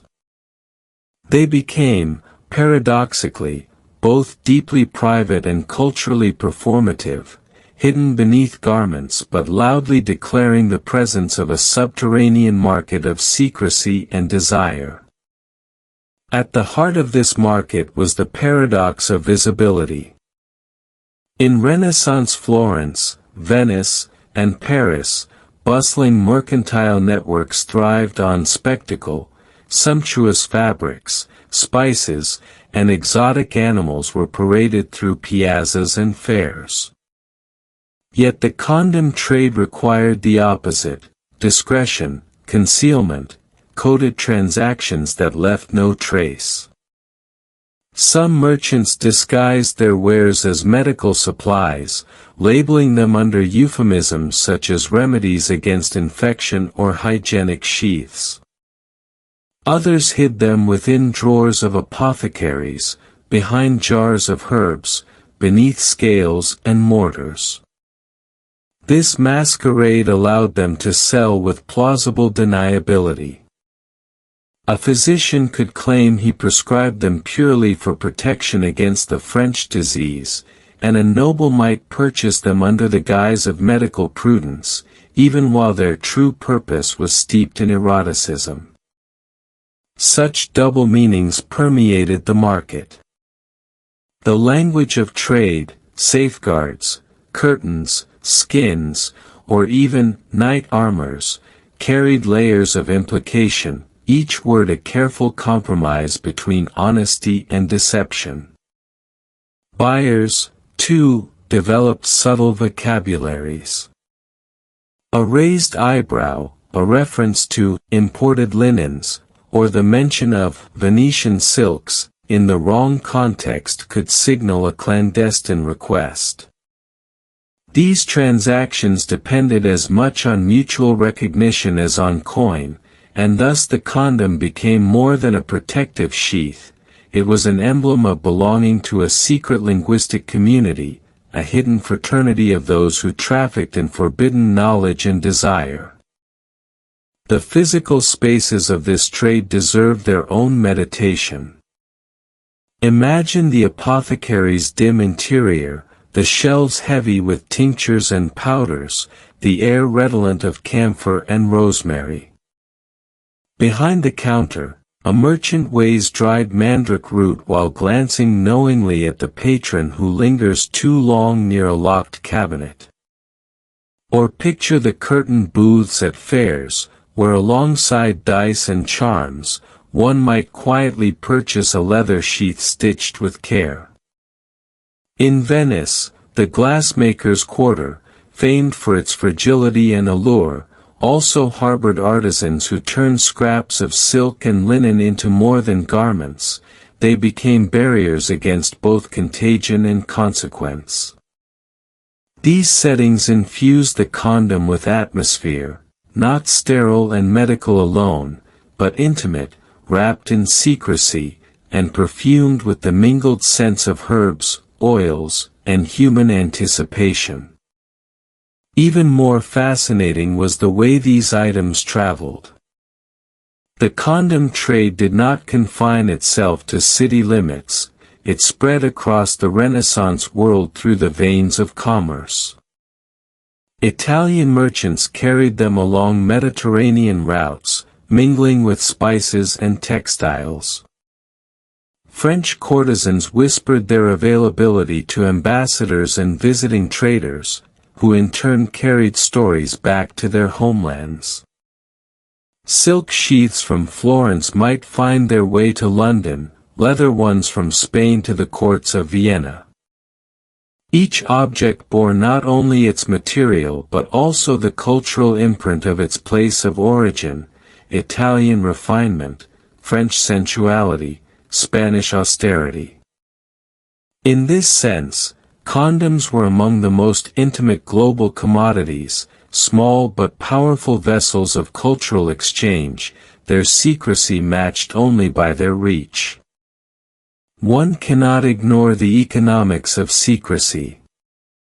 To acquire such an item often cost far more than its materials justified. Silk was expensive, yes, but not prohibitively so compared to the prices whispered in alleys or recorded in confiscation documents. The true cost lay in risk, the risk of producing, of selling, of buying, of being discovered. That risk translated into heightened value. Merchants charged high sums precisely because their customers were willing to pay for silence, discretion, and the promise of protection not only from disease but from scandal.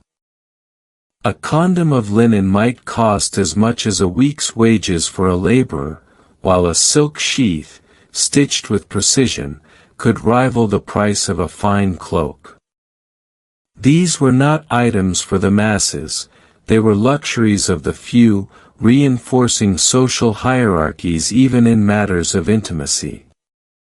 The poor remained unprotected, left vulnerable to disease and the consequences of illicit unions, while the wealthy insulated themselves with layers of fabric and secrecy alike. Yet even among the poor, imitation and innovation flourished.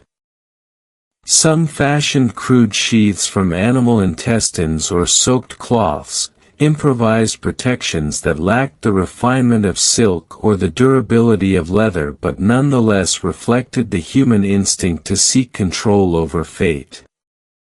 In these humble attempts we glimpse the democratization of desire, a reminder that secrecy may have stratified markets, but longing itself knew no social boundary. The Church, ever watchful, cast a long shadow over these markets. To buy or sell such an item was to risk not only civic punishment but spiritual peril. Condoms, after all, represented human defiance against divine intent, the refusal to surrender fertility to providence, the audacity to seek pleasure without consequence. For clerics, this trade symbolized sin made material, the commodification of lust itself. And yet, in a paradox familiar to historians, condemnation often fueled demand. The more the Church thundered against illicit protections, the more they were sought, whispered about, and elevated into tokens of rebellion. For some, the act of purchasing or using a condom was not merely pragmatic but transgressive, a silent protest against authority, a fleeting liberation from the suffocating weight of doctrine. The secrecy surrounding condoms thus intertwined with the secrecy of dissent. Those who trafficked in such goods were not merely merchants but participants in a quiet culture of resistance.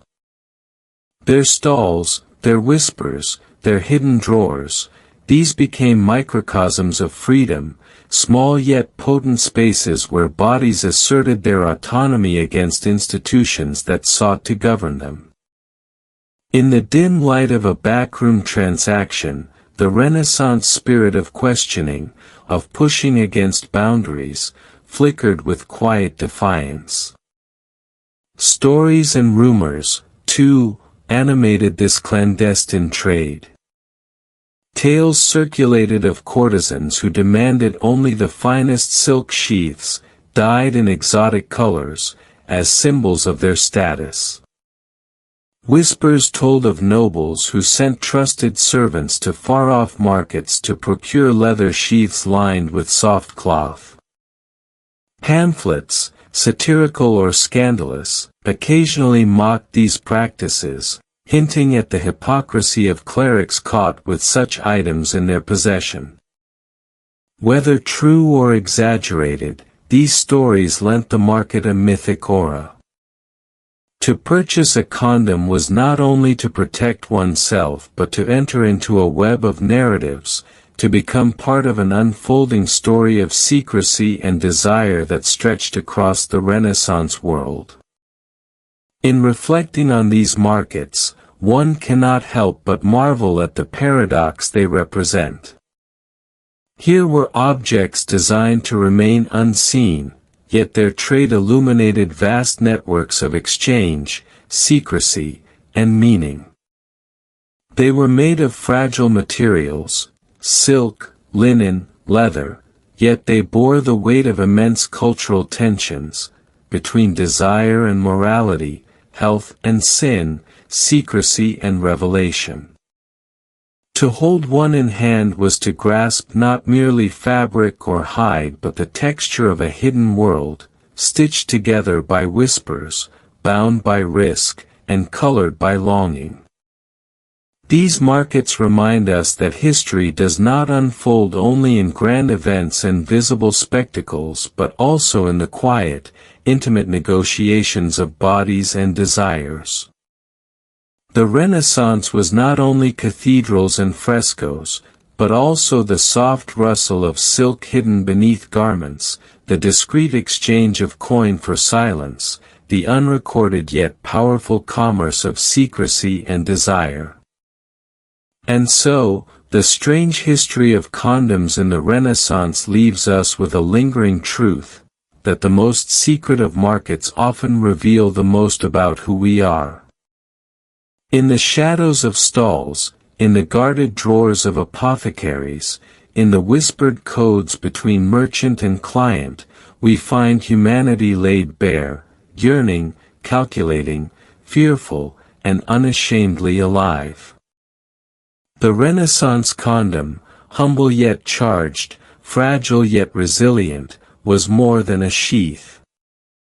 It was a mirror, reflecting not only the desires of individuals but the hidden structures of a world learning, in fits and starts, how to navigate the perilous balance between morality, medicine, and passion. The Renaissance, for all its celebration of reason, art, and rediscovery of antiquity, was also an age of contradictions. For every fresco painted to the glory of God, there existed a whispered liaison in a curtained room. For every sonnet that extolled the purity of love, there lurked an unspoken acknowledgment of lust, risk, and desire. It is within this tension that the strange history of condoms found its place. Woven of silk, linen, and leather, these fragile objects became not only tools of protection but emblems of the eternal struggle between body and soul, between indulgence and restraint. By the 16th century, their presence had grown impossible to ignore. They were no longer merely curiosities passed between merchants and courtesans, they had become symbols of an uneasy negotiation between sin and survival. The phrase between silk and sin captures perfectly the peculiar duality of these sheaths. Silk carried with it associations of refinement, wealth, and erotic indulgence. To touch silk was to brush against luxury itself, a fabric that caressed the body with seductive softness. Yet when shaped into a condom, silk took on a darker resonance. It became an accomplice to desire, a conspirator against divine command, an object at once alluring and incriminating. Linen, plainer but still practical, represented a more measured compromise, something modest, unpretentious, yet still sufficient to shield against danger. Leather, by contrast, evoked roughness, strength, even brutality, its texture a reminder of the body's animal instincts. Together, these materials traced a spectrum of moral imagination. They were fabrics not only of craft but of conscience, each bearing the weight of cultural anxieties that stretched from the marketplace to the pulpit. By the 16th century, the so-called French disease, syphilis, had swept across Europe with devastating force. Physicians, struggling to understand its origins, theorized wildly. Some claimed it came from the New World, brought back by sailors of Columbus, others argued it was a punishment from God, a scourge for the sins of lust. Regardless of cause, its symptoms were terrifying: ulcers, rashes, blindness, madness, slow decay of the flesh. Entire communities were haunted by its presence, and the disease became both medical crisis and moral warning. In such a climate, the condom emerged less as an indulgence than as a desperate defense. To wear a sheath was not merely to pursue pleasure but to guard against dissolution, to shield oneself from a fate as horrific as death itself.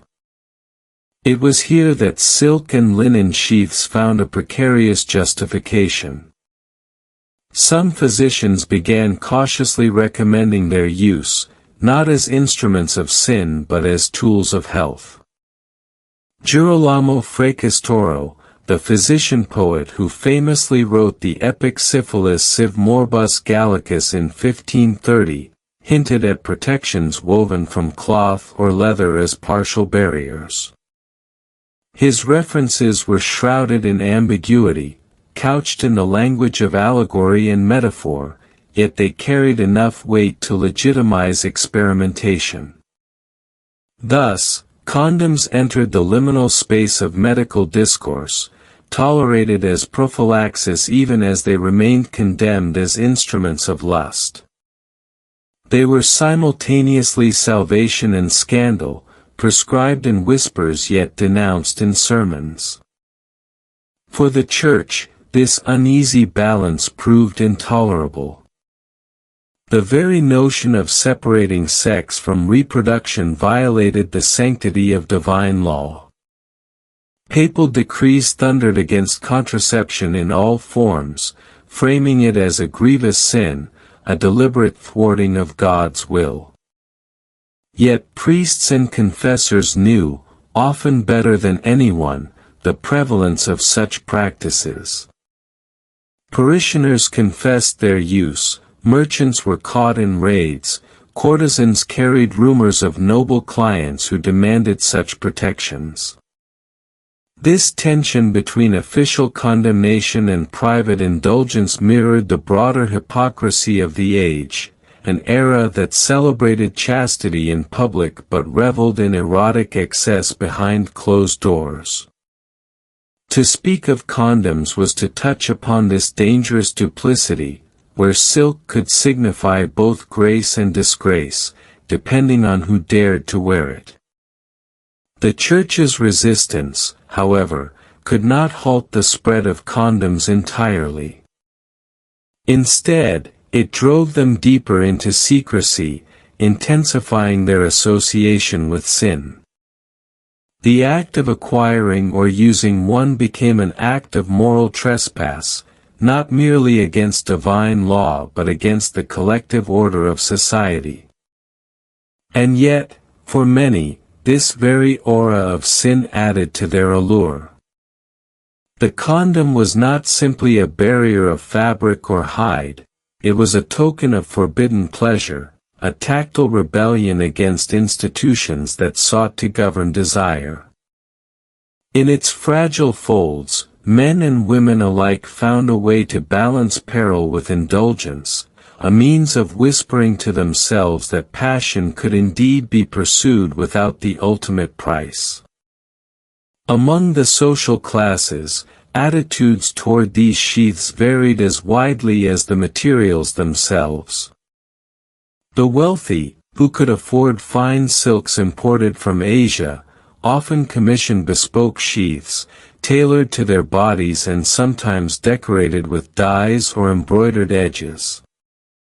These items were not only protective but aesthetic, part of a broader culture in which even the most intimate objects could become luxuries. For courtesans, silk sheaths were both practical and symbolic, a way to safeguard their livelihoods while offering their clients a veneer of refinement. Some even incorporated their use into seduction, presenting the sheath itself as a stage prop of desire, a ritualized gesture that heightened the intimacy of the encounter. The middle classes, by contrast, relied on linen.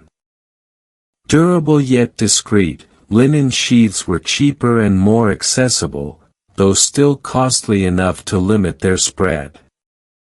These were often washed, dried, and reused, giving them a longevity that belied their fragile appearance. They spoke not of extravagance but of pragmatism, a sober acknowledgment of the risks of intimacy in an age of rampant disease. For the poor, leather sheaths were sometimes the only option, stitched crudely from animal hides and worn more as armor than as luxury. Though uncomfortable, they symbolized resilience, a determination to survive even within the harshest margins of society. Markets reflected these class distinctions. In Florence, apothecaries whispered of linen sheaths as curative cloths, selling them discreetly to artisans and clerks. In Venice, silk traders who imported fabrics from the East occasionally diverted scraps for more intimate uses, feeding a clandestine network that supplied nobles and courtesans alike. In Spain, where Catholic orthodoxy cast a heavy shadow, leather sheaths circulated in secret among sailors and soldiers, men for whom disease posed as great a threat as enemy blades. Paris, with its complex strata of brothels and salons, became a hub where all three materials intersected, each tailored to the pocket and reputation of the buyer. In each city, the condom was at once an economic object and a cultural cipher, a commodity that revealed the anxieties and aspirations of those who dared to purchase it. Perhaps most striking was the way condoms blurred the line between intimacy and anonymity. On the one hand, they were profoundly personal, crafted to fit the most private of spaces, exchanged in moments of vulnerability. On the other hand, their production and trade required anonymity, merchants who wished to remain unnamed, buyers who avoided eye contact, couriers who carried sealed packages with no questions asked. In this way, the condom encapsulated one of the central paradoxes of Renaissance culture, that the pursuit of intimacy often depended on elaborate systems of concealment. To where one was to engage in a ritual of secrecy, where silk and linen and leather became not only materials of protection but veils over truth itself. This paradox extended even into literature and art. While no painter openly depicted a condom in a fresco or altarpiece, satirical prints and marginalia hinted at their presence. Erotic poems referred to curtains of pleasure, or cloaks of safety, veiled allusions intelligible to those in the know. Playwrights included sly references to armored lovers, mocking both disease and the lengths to which people would go to outweed it. In these cultural fragments, we catch glimpses of a hidden conversation, one that unfolded alongside the grand narratives of Renaissance humanism, quietly shaping the ways in which people thought about bodies, risk, and sin. To reflect on this history is to confront an uncomfortable truth, that the Renaissance condom, though fragile in form, was monumental in meaning. It embodied the collision of medicine and morality, the fusion of commerce and secrecy, the entanglement of desire and fear. It was a small, intimate object that bore the weight of vast cultural tensions, a sheath that covered not only the body but also the contradictions of an entire era.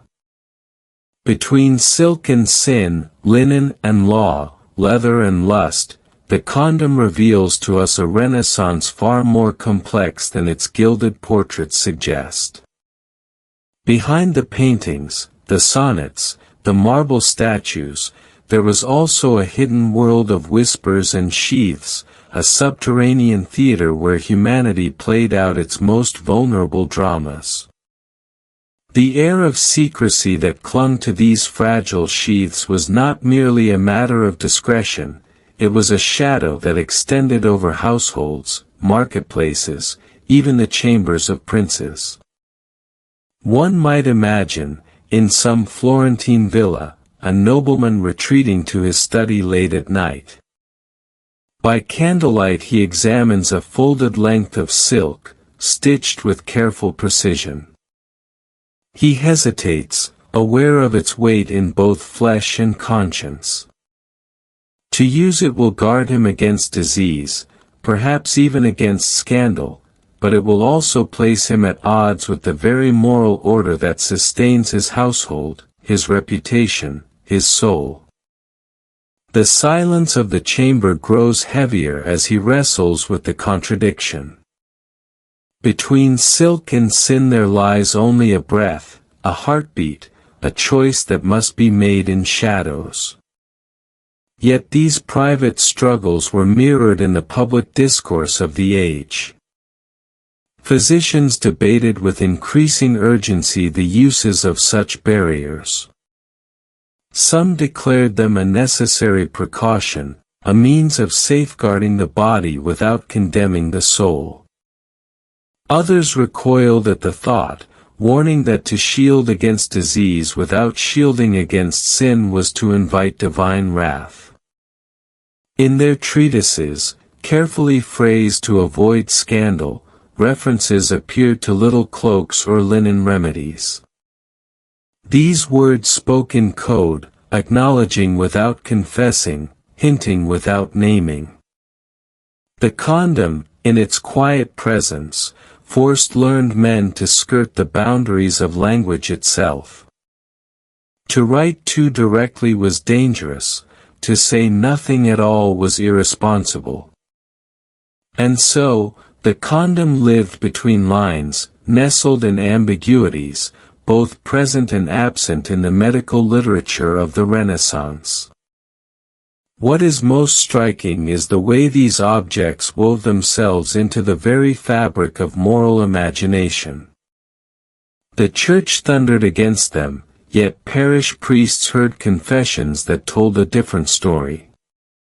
Men and women whispered of their use in booths of shadowed wood, voices breaking with guilt, fear, and often relief.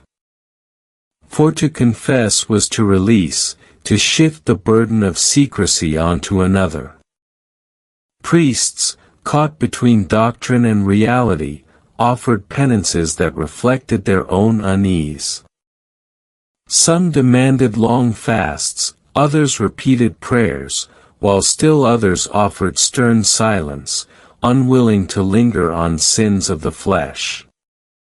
In these confessions, we glimpse the collision of doctrine and desire, where silk and sin were not abstract concepts but palpable realities, bound together in whispered absolutions. Meanwhile, the economy of secrecy continued to grow. Merchants carried packets across borders, couriers exchanged folded cloths in taverns, courtesans stitched coverings by candlelight. What had once been experimental curiosities became steady, if hidden, commodities. Entire networks flourished beneath the gaze of authority, operating with the precision of a parallel market. Coins exchanged hands, goods changed possession, all without a word spoken in daylight. If the Renaissance was an age of flourishing trade and expanding horizons, then condoms were part of that story too, small, silent, but undeniable threads in the vast tapestry of commerce. And yet, despite their circulation, the stigma remained. To be caught with such an item could tarnish reputations irreparably. A scholar found with one might see his career undone, a courtesan discovered selling them could be accused of witchcraft, a merchant caught smuggling them might be fined or exiled. These dangers did not halt their use, but they deepened the aura of transgression. To wear one was not only to protect the body but to defy a system of surveillance, to assert autonomy against the forces of church and state. In that sense, the condom became a symbol not merely of passion but of quiet resistance. It was a rebellion stitched in silk and linen, a mutiny of the flesh carried out in whispers and shadows. Literature of the time reflected this ambivalence. In satirical verses, poets mocked the contradictions of society, how men railed against sin in public but reached for protection in private, how women condemned courtesans while secretly imitating their practices. Pamphlets, distributed anonymously, played with imagery of sheaths and shields, blending humor with critique. Even in these jokes, however, the underlying anxiety remained visible. Disease was real, sin was real, and both hovered over every jest like a shadow that could not be laughed away. The very act of mocking condoms betrayed their presence, confirming that they had become fixtures in cultural imagination, too persistent to be silenced entirely. Among the wealthy, refinement of the sheath became a subtle art. Some commissioned their coverings not only from silk but lined them with perfumed oils, believing that fragrance could ward off disease. Others experimented with exotic materials, treated intestines, fish bladders, even parchment-thin hides, each offering a blend of novelty and uncertainty. These bespoke items were fragile, delicate, often designed for single use, yet they spoke volumes about the lengths to which individuals would go to balance indulgence with protection. The very fragility of these objects mirrored the fragility of their desires, pleasures balanced precariously against the weight of mortality. The poor, by contrast, clung to what they could manage. Rough leather sheaths, often ill-fitting and uncomfortable, circulated among sailors and soldiers. These were passed from hand to hand, sometimes even reused between men, a practice that carried its own dangers but reflected the desperation of those with no alternatives. For them, sin was less a moral category than a question of survival. Disease spread quickly through barracks and ships, leaving devastation in its wake. In such environments, even the crudest barrier was better than none. The condom, in its most basic form, became a shield not against God's wrath but against the merciless statistics of contagion. This contrast between the luxury of silk and the austerity of leather illuminates the broader inequalities of Renaissance society. The wealthy could afford discretion, refinement, and sometimes even safety.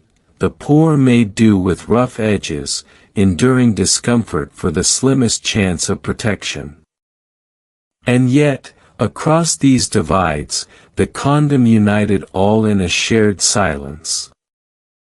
No matter the class, no matter the material, all users confronted the same unspoken truth, that to shield oneself from disease was also to trespass into forbidden territory. Silk or leather, nobleman or sailor, each found themselves standing on the same threshold, poised between indulgence and fear.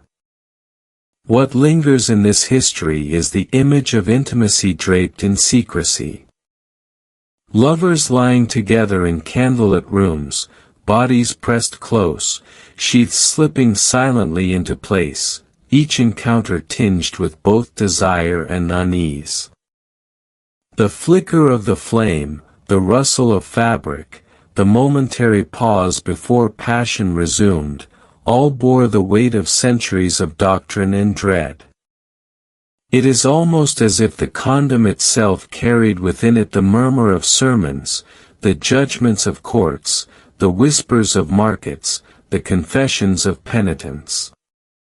To touch it was to touch not only the fabric of protection but the fabric of an age itself. And so, as the Renaissance pressed onward, as palaces rose and frescoes bloomed across chapel ceilings, this hidden thread of history continued weaving itself beneath. Between silk and sin lay the condom, fragile yet enduring, despised yet indispensable. It embodied the contradictions of a world that yearned for beauty yet feared decay, that preached morality yet pursued indulgence, that sought knowledge yet clung to secrecy. In its folds, humanity revealed itself, vulnerable, desiring, fearful, defiant.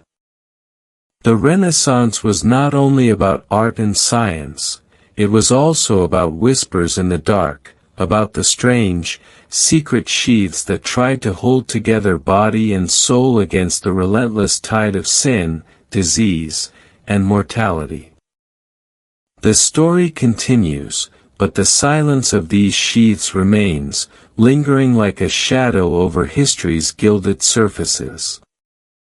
Between silk and sin lies not only the story of protection but the story of us, caught forever between what we desire and what we fear, stitching our contradictions into fragile fabrics and hiding them away where no one dares to look too closely. The Renaissance was a time obsessed with both rebirth and continuity, with carrying the torch of knowledge from antiquity into a world that was, for all its splendor, still haunted by disease, repression, and uncertainty. Nowhere was this duality more pronounced than in the quiet history of sexual protection, those strange and intimate contraptions fashioned of silk, linen, or leather that sought to shield pleasure from danger, passion from ruin. By the 16th and 17th centuries, these objects had acquired a mythology of their own, half whispered in taverns, half veiled in scholarly texts, each account both preserving and obscuring their reality. To trace their legacy is to watch a thread weave through medicine, morality, and desire, never fully unraveling, never fully cut, but instead adapting, vanishing, and re-emerging in new forms as centuries unfolded. In Florence and Venice, two cities that lived and died by trade, the afterlife of these Renaissance devices lingered in merchant ledgers long after they ceased to be openly spoken of in polite circles. The bills of sale for linen sheaths, or fine silk packets, appear sporadically in archives, often buried among lists of mundane items like olive oil, candles, or salted fish. It is in their ordinariness that the extraordinary survives: protection, stitched by hand, sold with discretion, and delivered alongside commodities that sustained households.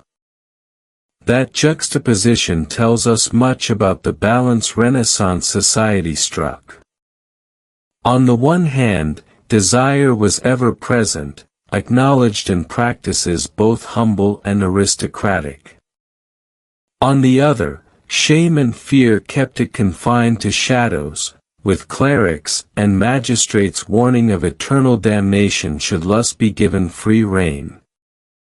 The sheath, whether silk or leather, thus became not just a barrier between bodies, but a veil between public morality and private necessity.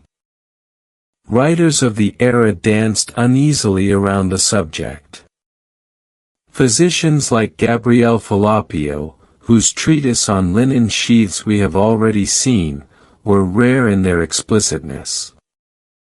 Others, including moralists and clerics, cloaked their disapproval in metaphor.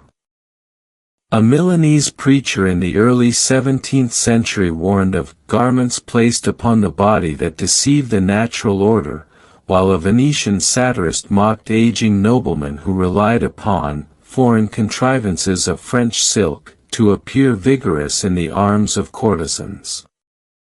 The satire was biting, but the mockery itself betrayed a kind of acknowledgement. These objects existed, they were known, and they had entered the cultural lexicon even as they remained scandalous. As Europe lurched into the early modern age, the memory of Renaissance sheaths evolved in curious ways. In some regions, particularly Catholic strongholds, they were condemned and disappeared from polite reference, surviving only as whispered jokes or accusations hurled in moralistic pamphlets. In Protestant lands, where moral reform was often pursued with equal zeal but framed differently, the sheath was not so much condemned as it was ignored, erased from medical and public discourse, as if silence itself could extinguish desire. Yet in both cases, the objects themselves did not vanish entirely. They remained in circulation, stitched quietly in back rooms, sold discreetly by midwives, and passed from one lover to another with the hushed urgency of contraband. By the 17th century, the strange devices of silk, linen, and leather had become part of Europe's underground material culture.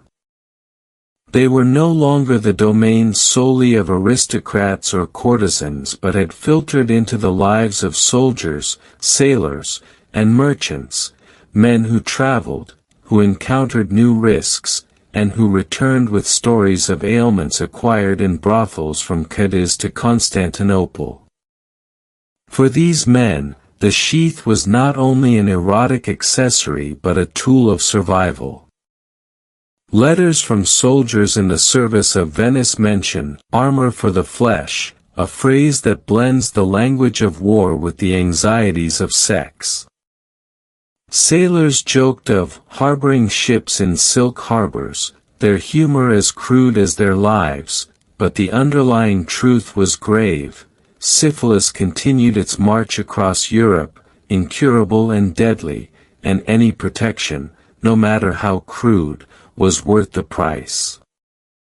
The materiality of these sheaths tells its own story of continuity. Silk, favored by the wealthy for its delicacy, never fully lost its allure, though its fragility limited its use. Linen, practical and inexpensive, retained its place as the physician's recommendation, though its scratchiness was often mocked. Leather, with its robustness, was perhaps the most long-lasting, particularly among soldiers and travelers who valued durability over comfort. Each material carried not only physical qualities but symbolic associations.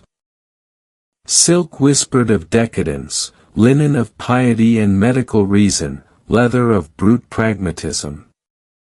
Together they formed a trinity of Renaissance desire, luxury, morality, and survival, woven into the very fibers of intimate history. What is striking, as we trace this legacy into the early modern centuries, is how often the story of the sheath parallels that of the Renaissance itself. Just as humanist knowledge sought to recover the wisdom of antiquity while transforming it into something new, so too did these devices echo ancient practices while adapting to contemporary fears. Just as Renaissance art veiled the nude body with allegory even as it celebrated its beauty, so too did society veil sexual protection with silence even as it embraced its necessity. In the folds of silk and the seams of linen, we glimpse not merely objects of fleshly purpose, but emblems of a culture struggling to reconcile the sacred and the profane. The threshold of the Renaissance's twilight, where the afterlife of these devices would continue, reshaped by Enlightenment science, industrial production, and changing moral codes. But before that transformation could unfold, their Renaissance legacy had to be carried across decades by memory, secrecy, and desire, a legacy whispered in bedrooms, scribbled in ledgers, and hidden beneath the veils of propriety.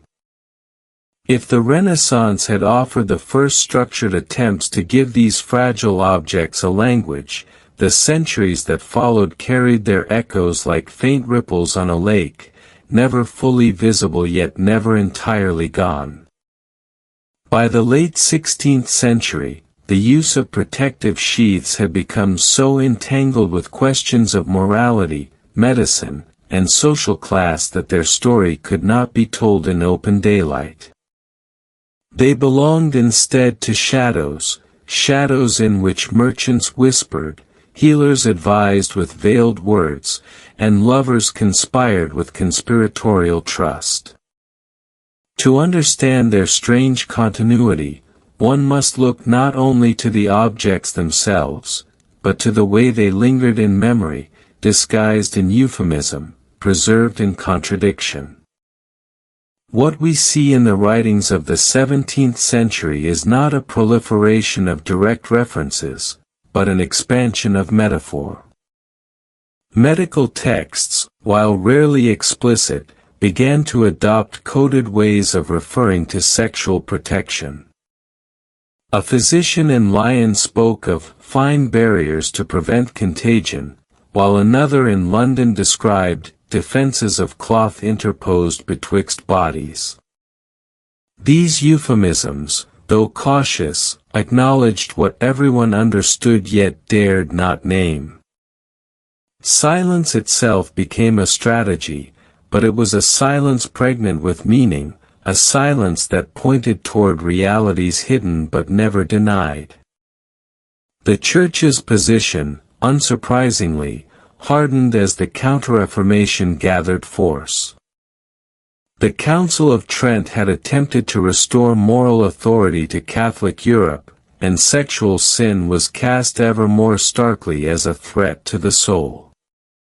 In this atmosphere, the sheath was no longer merely a curiosity or medical contrivance, it was reimagined as an affront to divine will. To interfere with procreation was to interfere with God's plan. And yet, the evidence suggests that even within Catholic strongholds, the practice never disappeared. Confessors may have warned against such contrivances, but midwives still stitched them, merchants still sold them, and noblemen still purchased them under the veil of secrecy. The disjunction between proclamation and practice widened, revealing a fissure that would never fully close.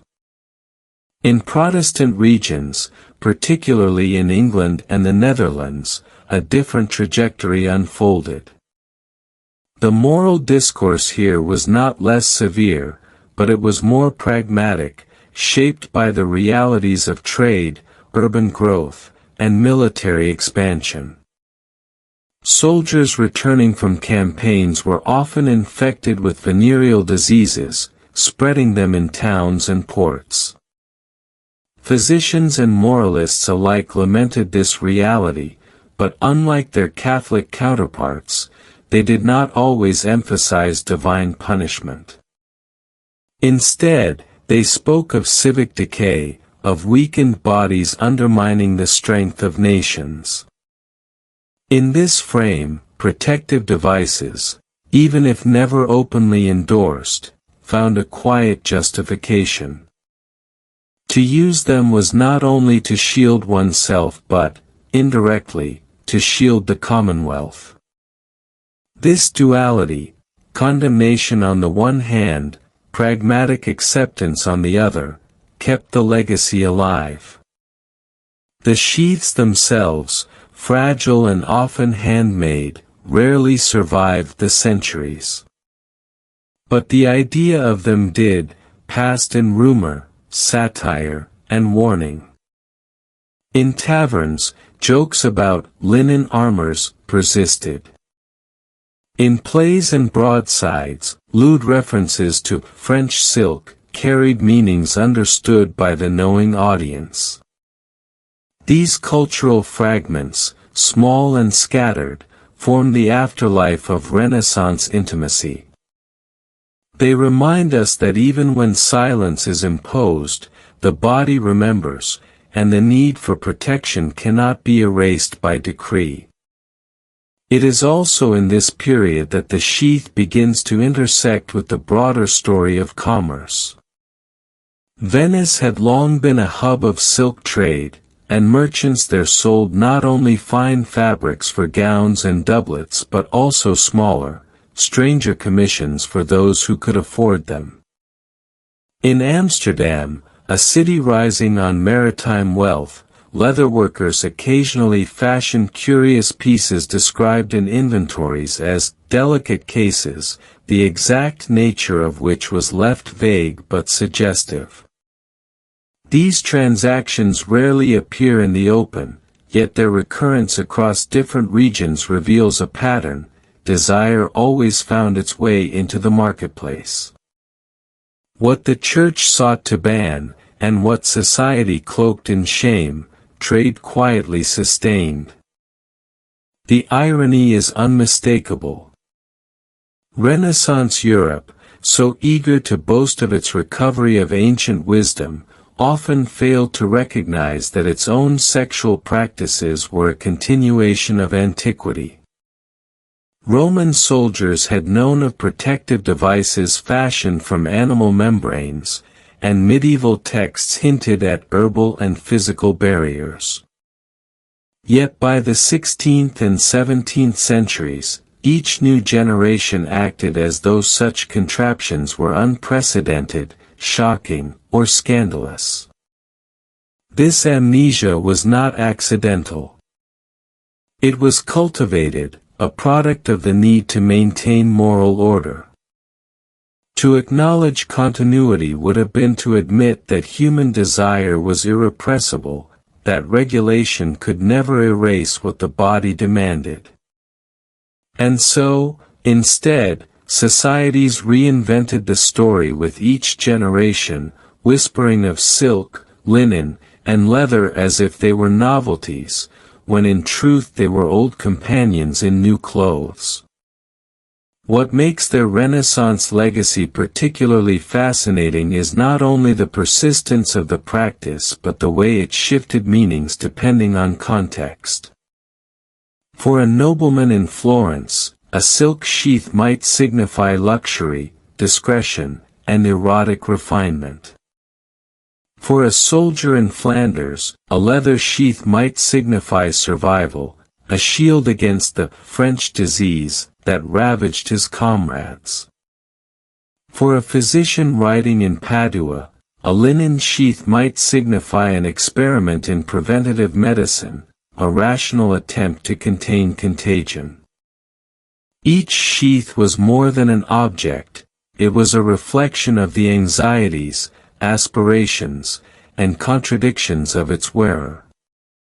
By the dawn of the 18th century, the Renaissance world had given way to the Enlightenment, and the story of these intimate devices entered a new phase. The language of science began to replace the language of sin, though never entirely. Physicians framed protection in terms of contagion, anatomy, and hygiene.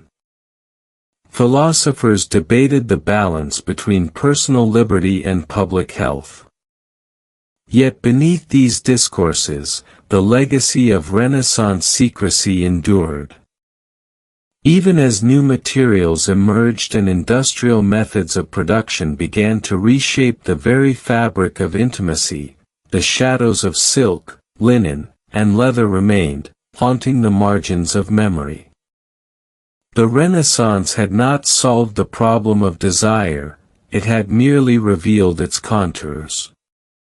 By fashioning barriers between bodies, the era illuminated the lengths to which humans would go to reconcile passion with fear. The Church thundered against such contrivances, yet desire persisted. Physicians recommended linen, yet passion still tore through its seams. Merchants stitched and sold, yet customers returned again and again, demanding more. In this tension lies the true legacy, not the perfection of a device, but the persistence of a need. The whisper of these sheaths did not die with the Renaissance. They became part of a lineage, a hidden thread weaving through centuries, connecting ancient membranes to Renaissance silk, and Renaissance silk to the industrial rubber of the 19th century. The story is not of invention alone, but of continuity, adaptation, and memory. Each age remade the sheath in its own image, but the essence remained the same, a fragile veil between pleasure and peril, secrecy and survival. To speak of their history, then, is to speak of more than cloth or leather.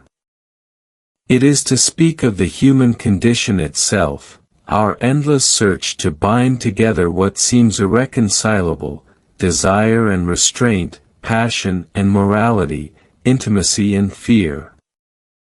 The Renaissance did not invent this struggle, but it crystallized it in silk threads, linen folds, and leather seams, leaving behind not objects to display in museums, but legacies to ponder in whispers. And so, the strange history of condoms made of silk, linen, and leather reveals itself not as an anomaly, but as a continuity veiled in secrecy.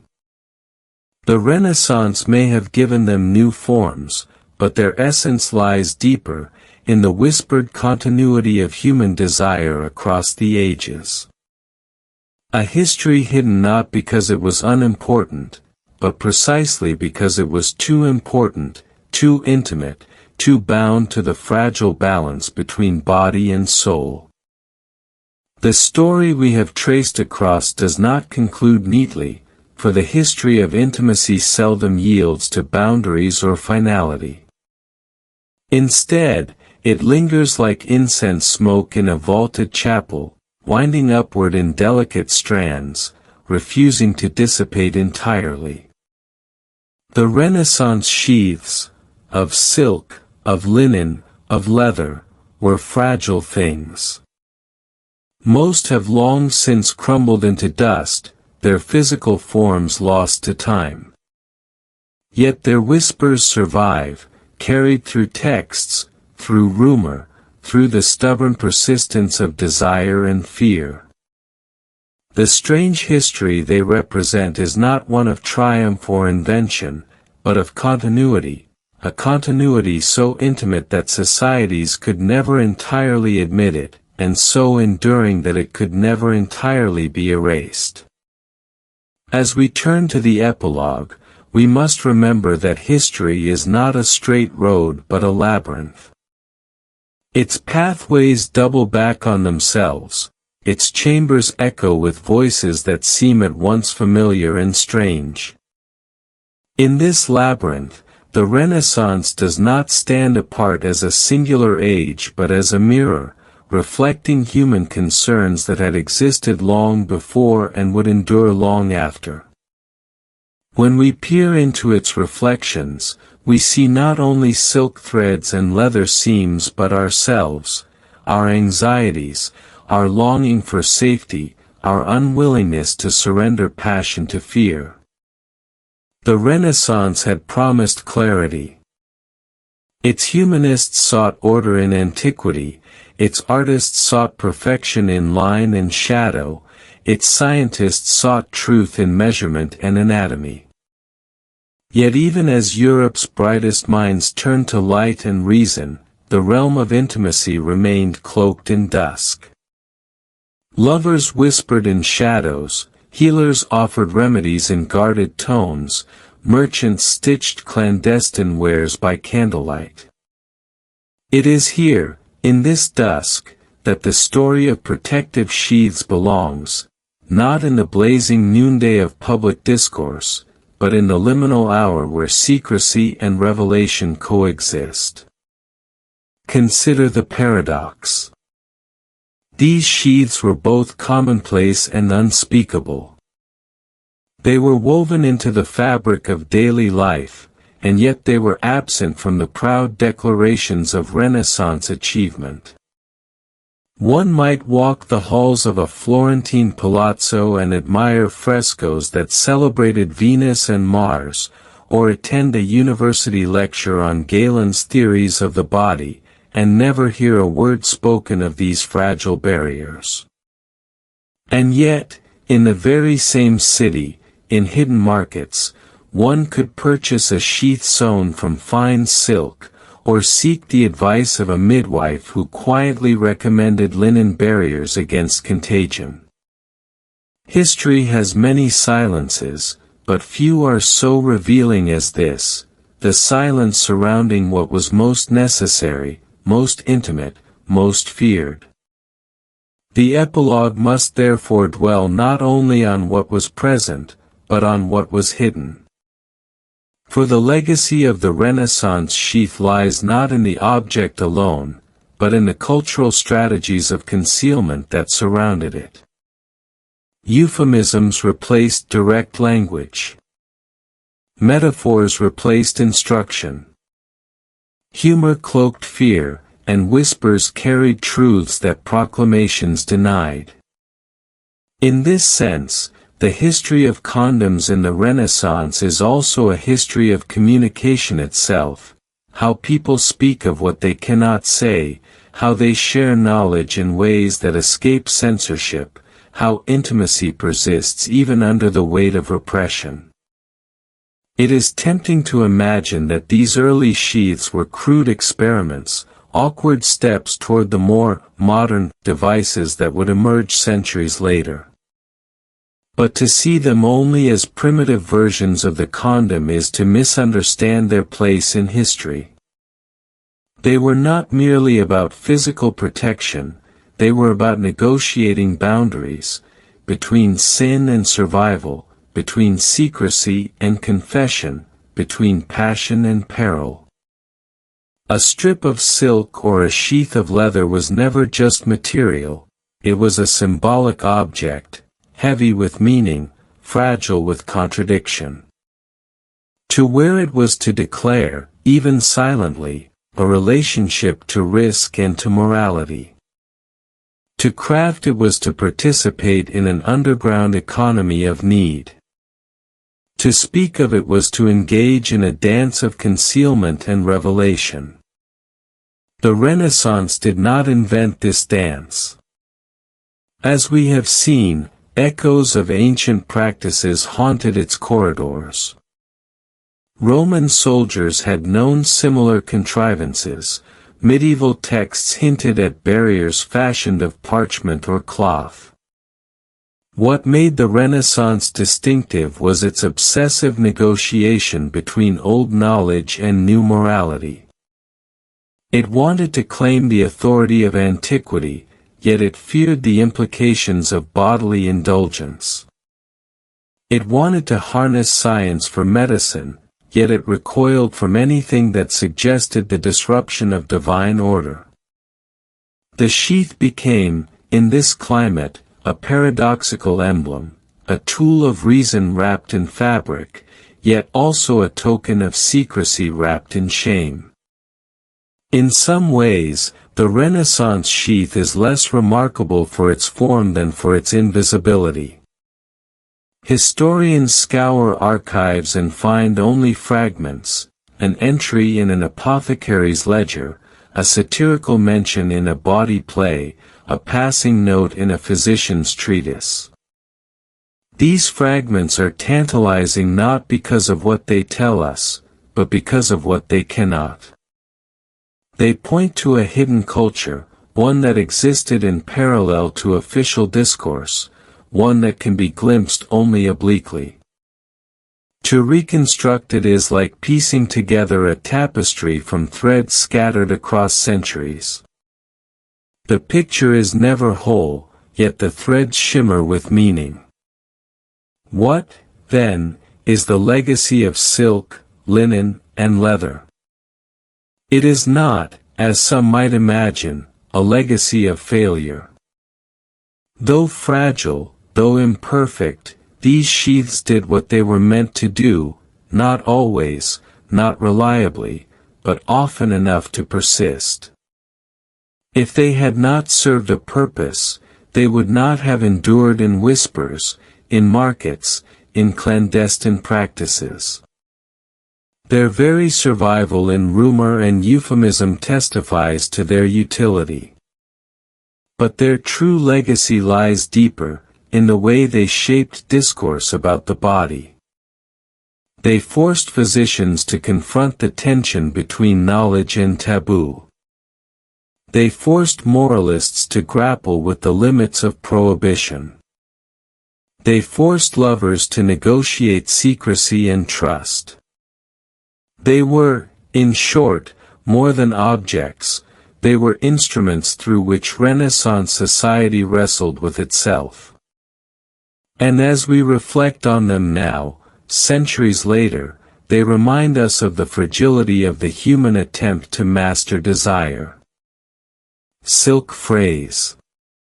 Linen tears. Leather cracks. Each sheath was impermanent, just as each attempt to contain passion proved imperfect. Yet in their imperfection lies their humanity. They were not divine solutions, but human improvisations. They reveal, more than any sermon or statute, the restless creativity with which people confronted the most intimate dilemmas of their lives. To listen to their whispers is to hear not only the fears of the Renaissance but also its hopes. For hidden within the fabric of these fragile devices was the promise, however tenuous, that danger could be held at bay, that intimacy need not end in ruin.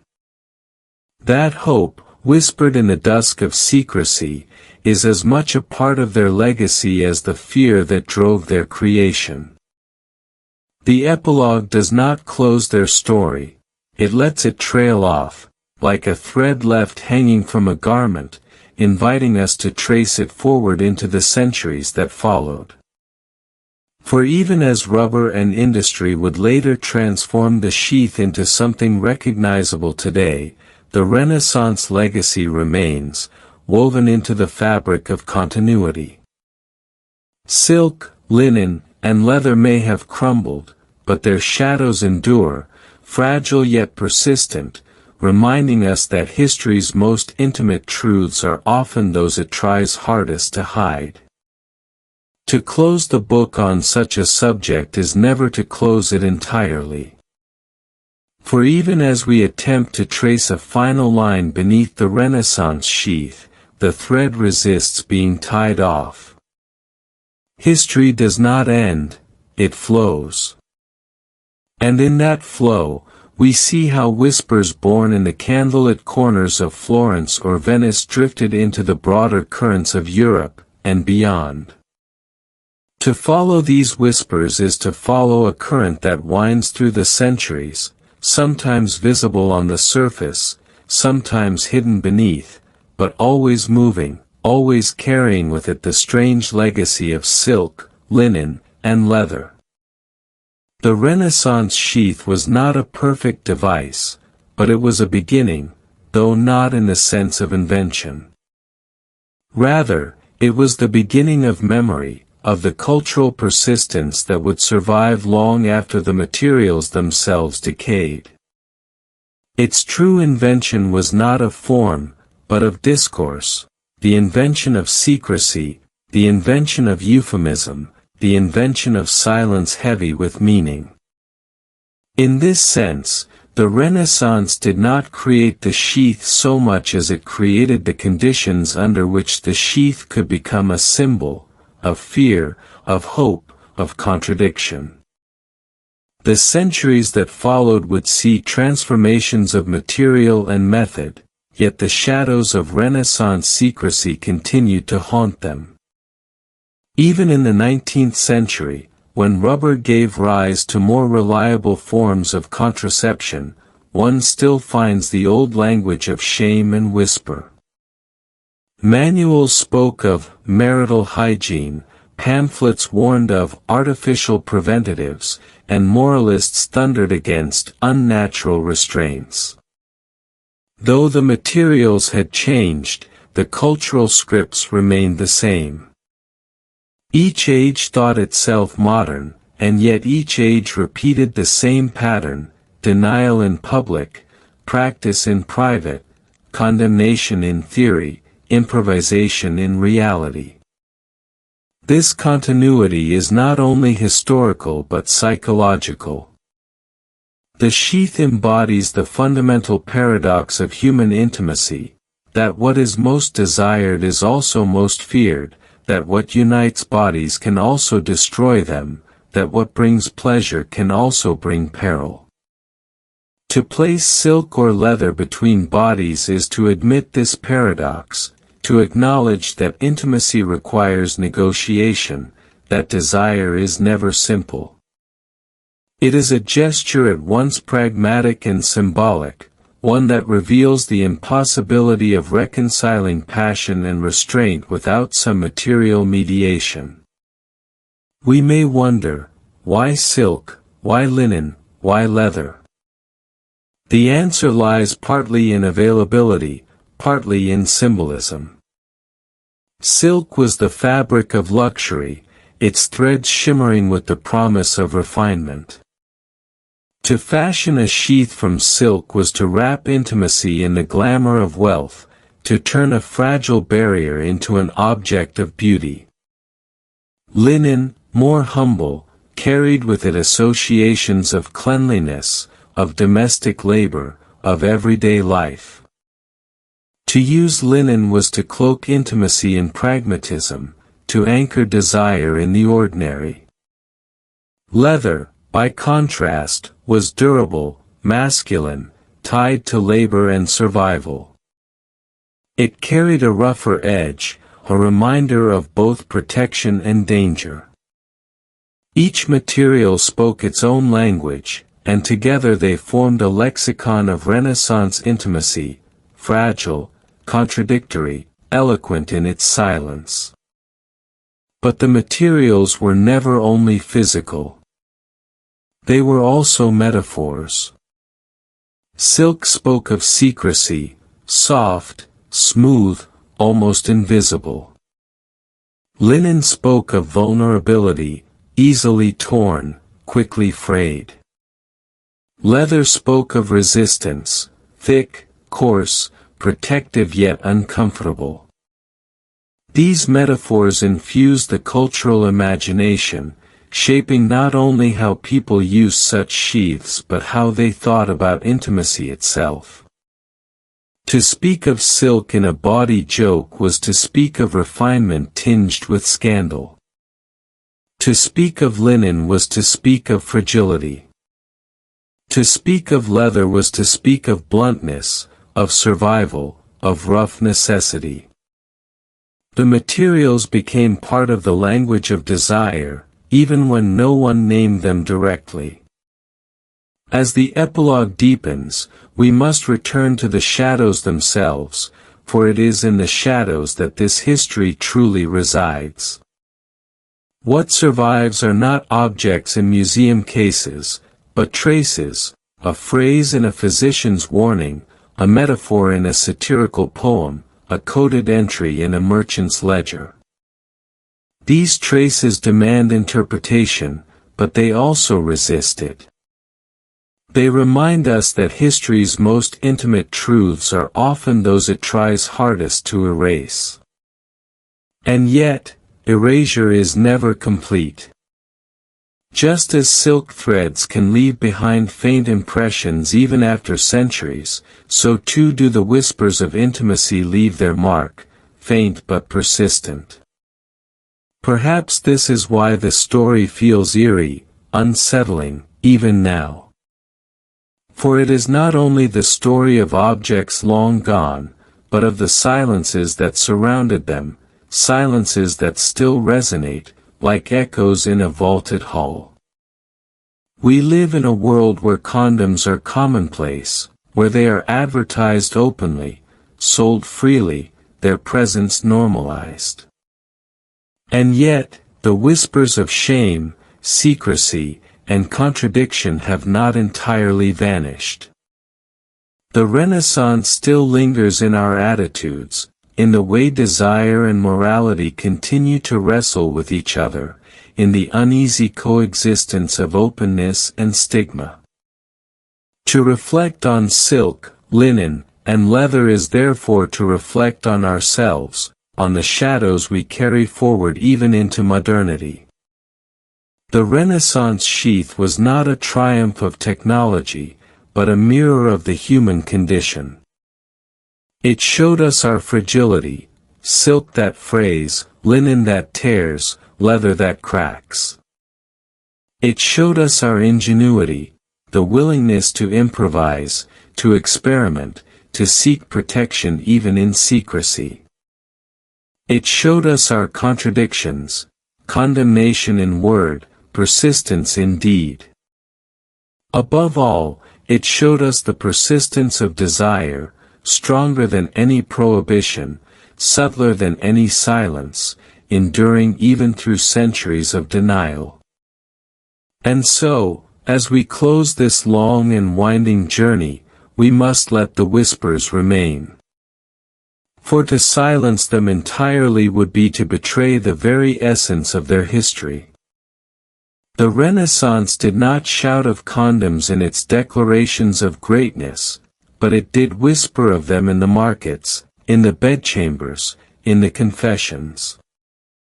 Those whispers are enough.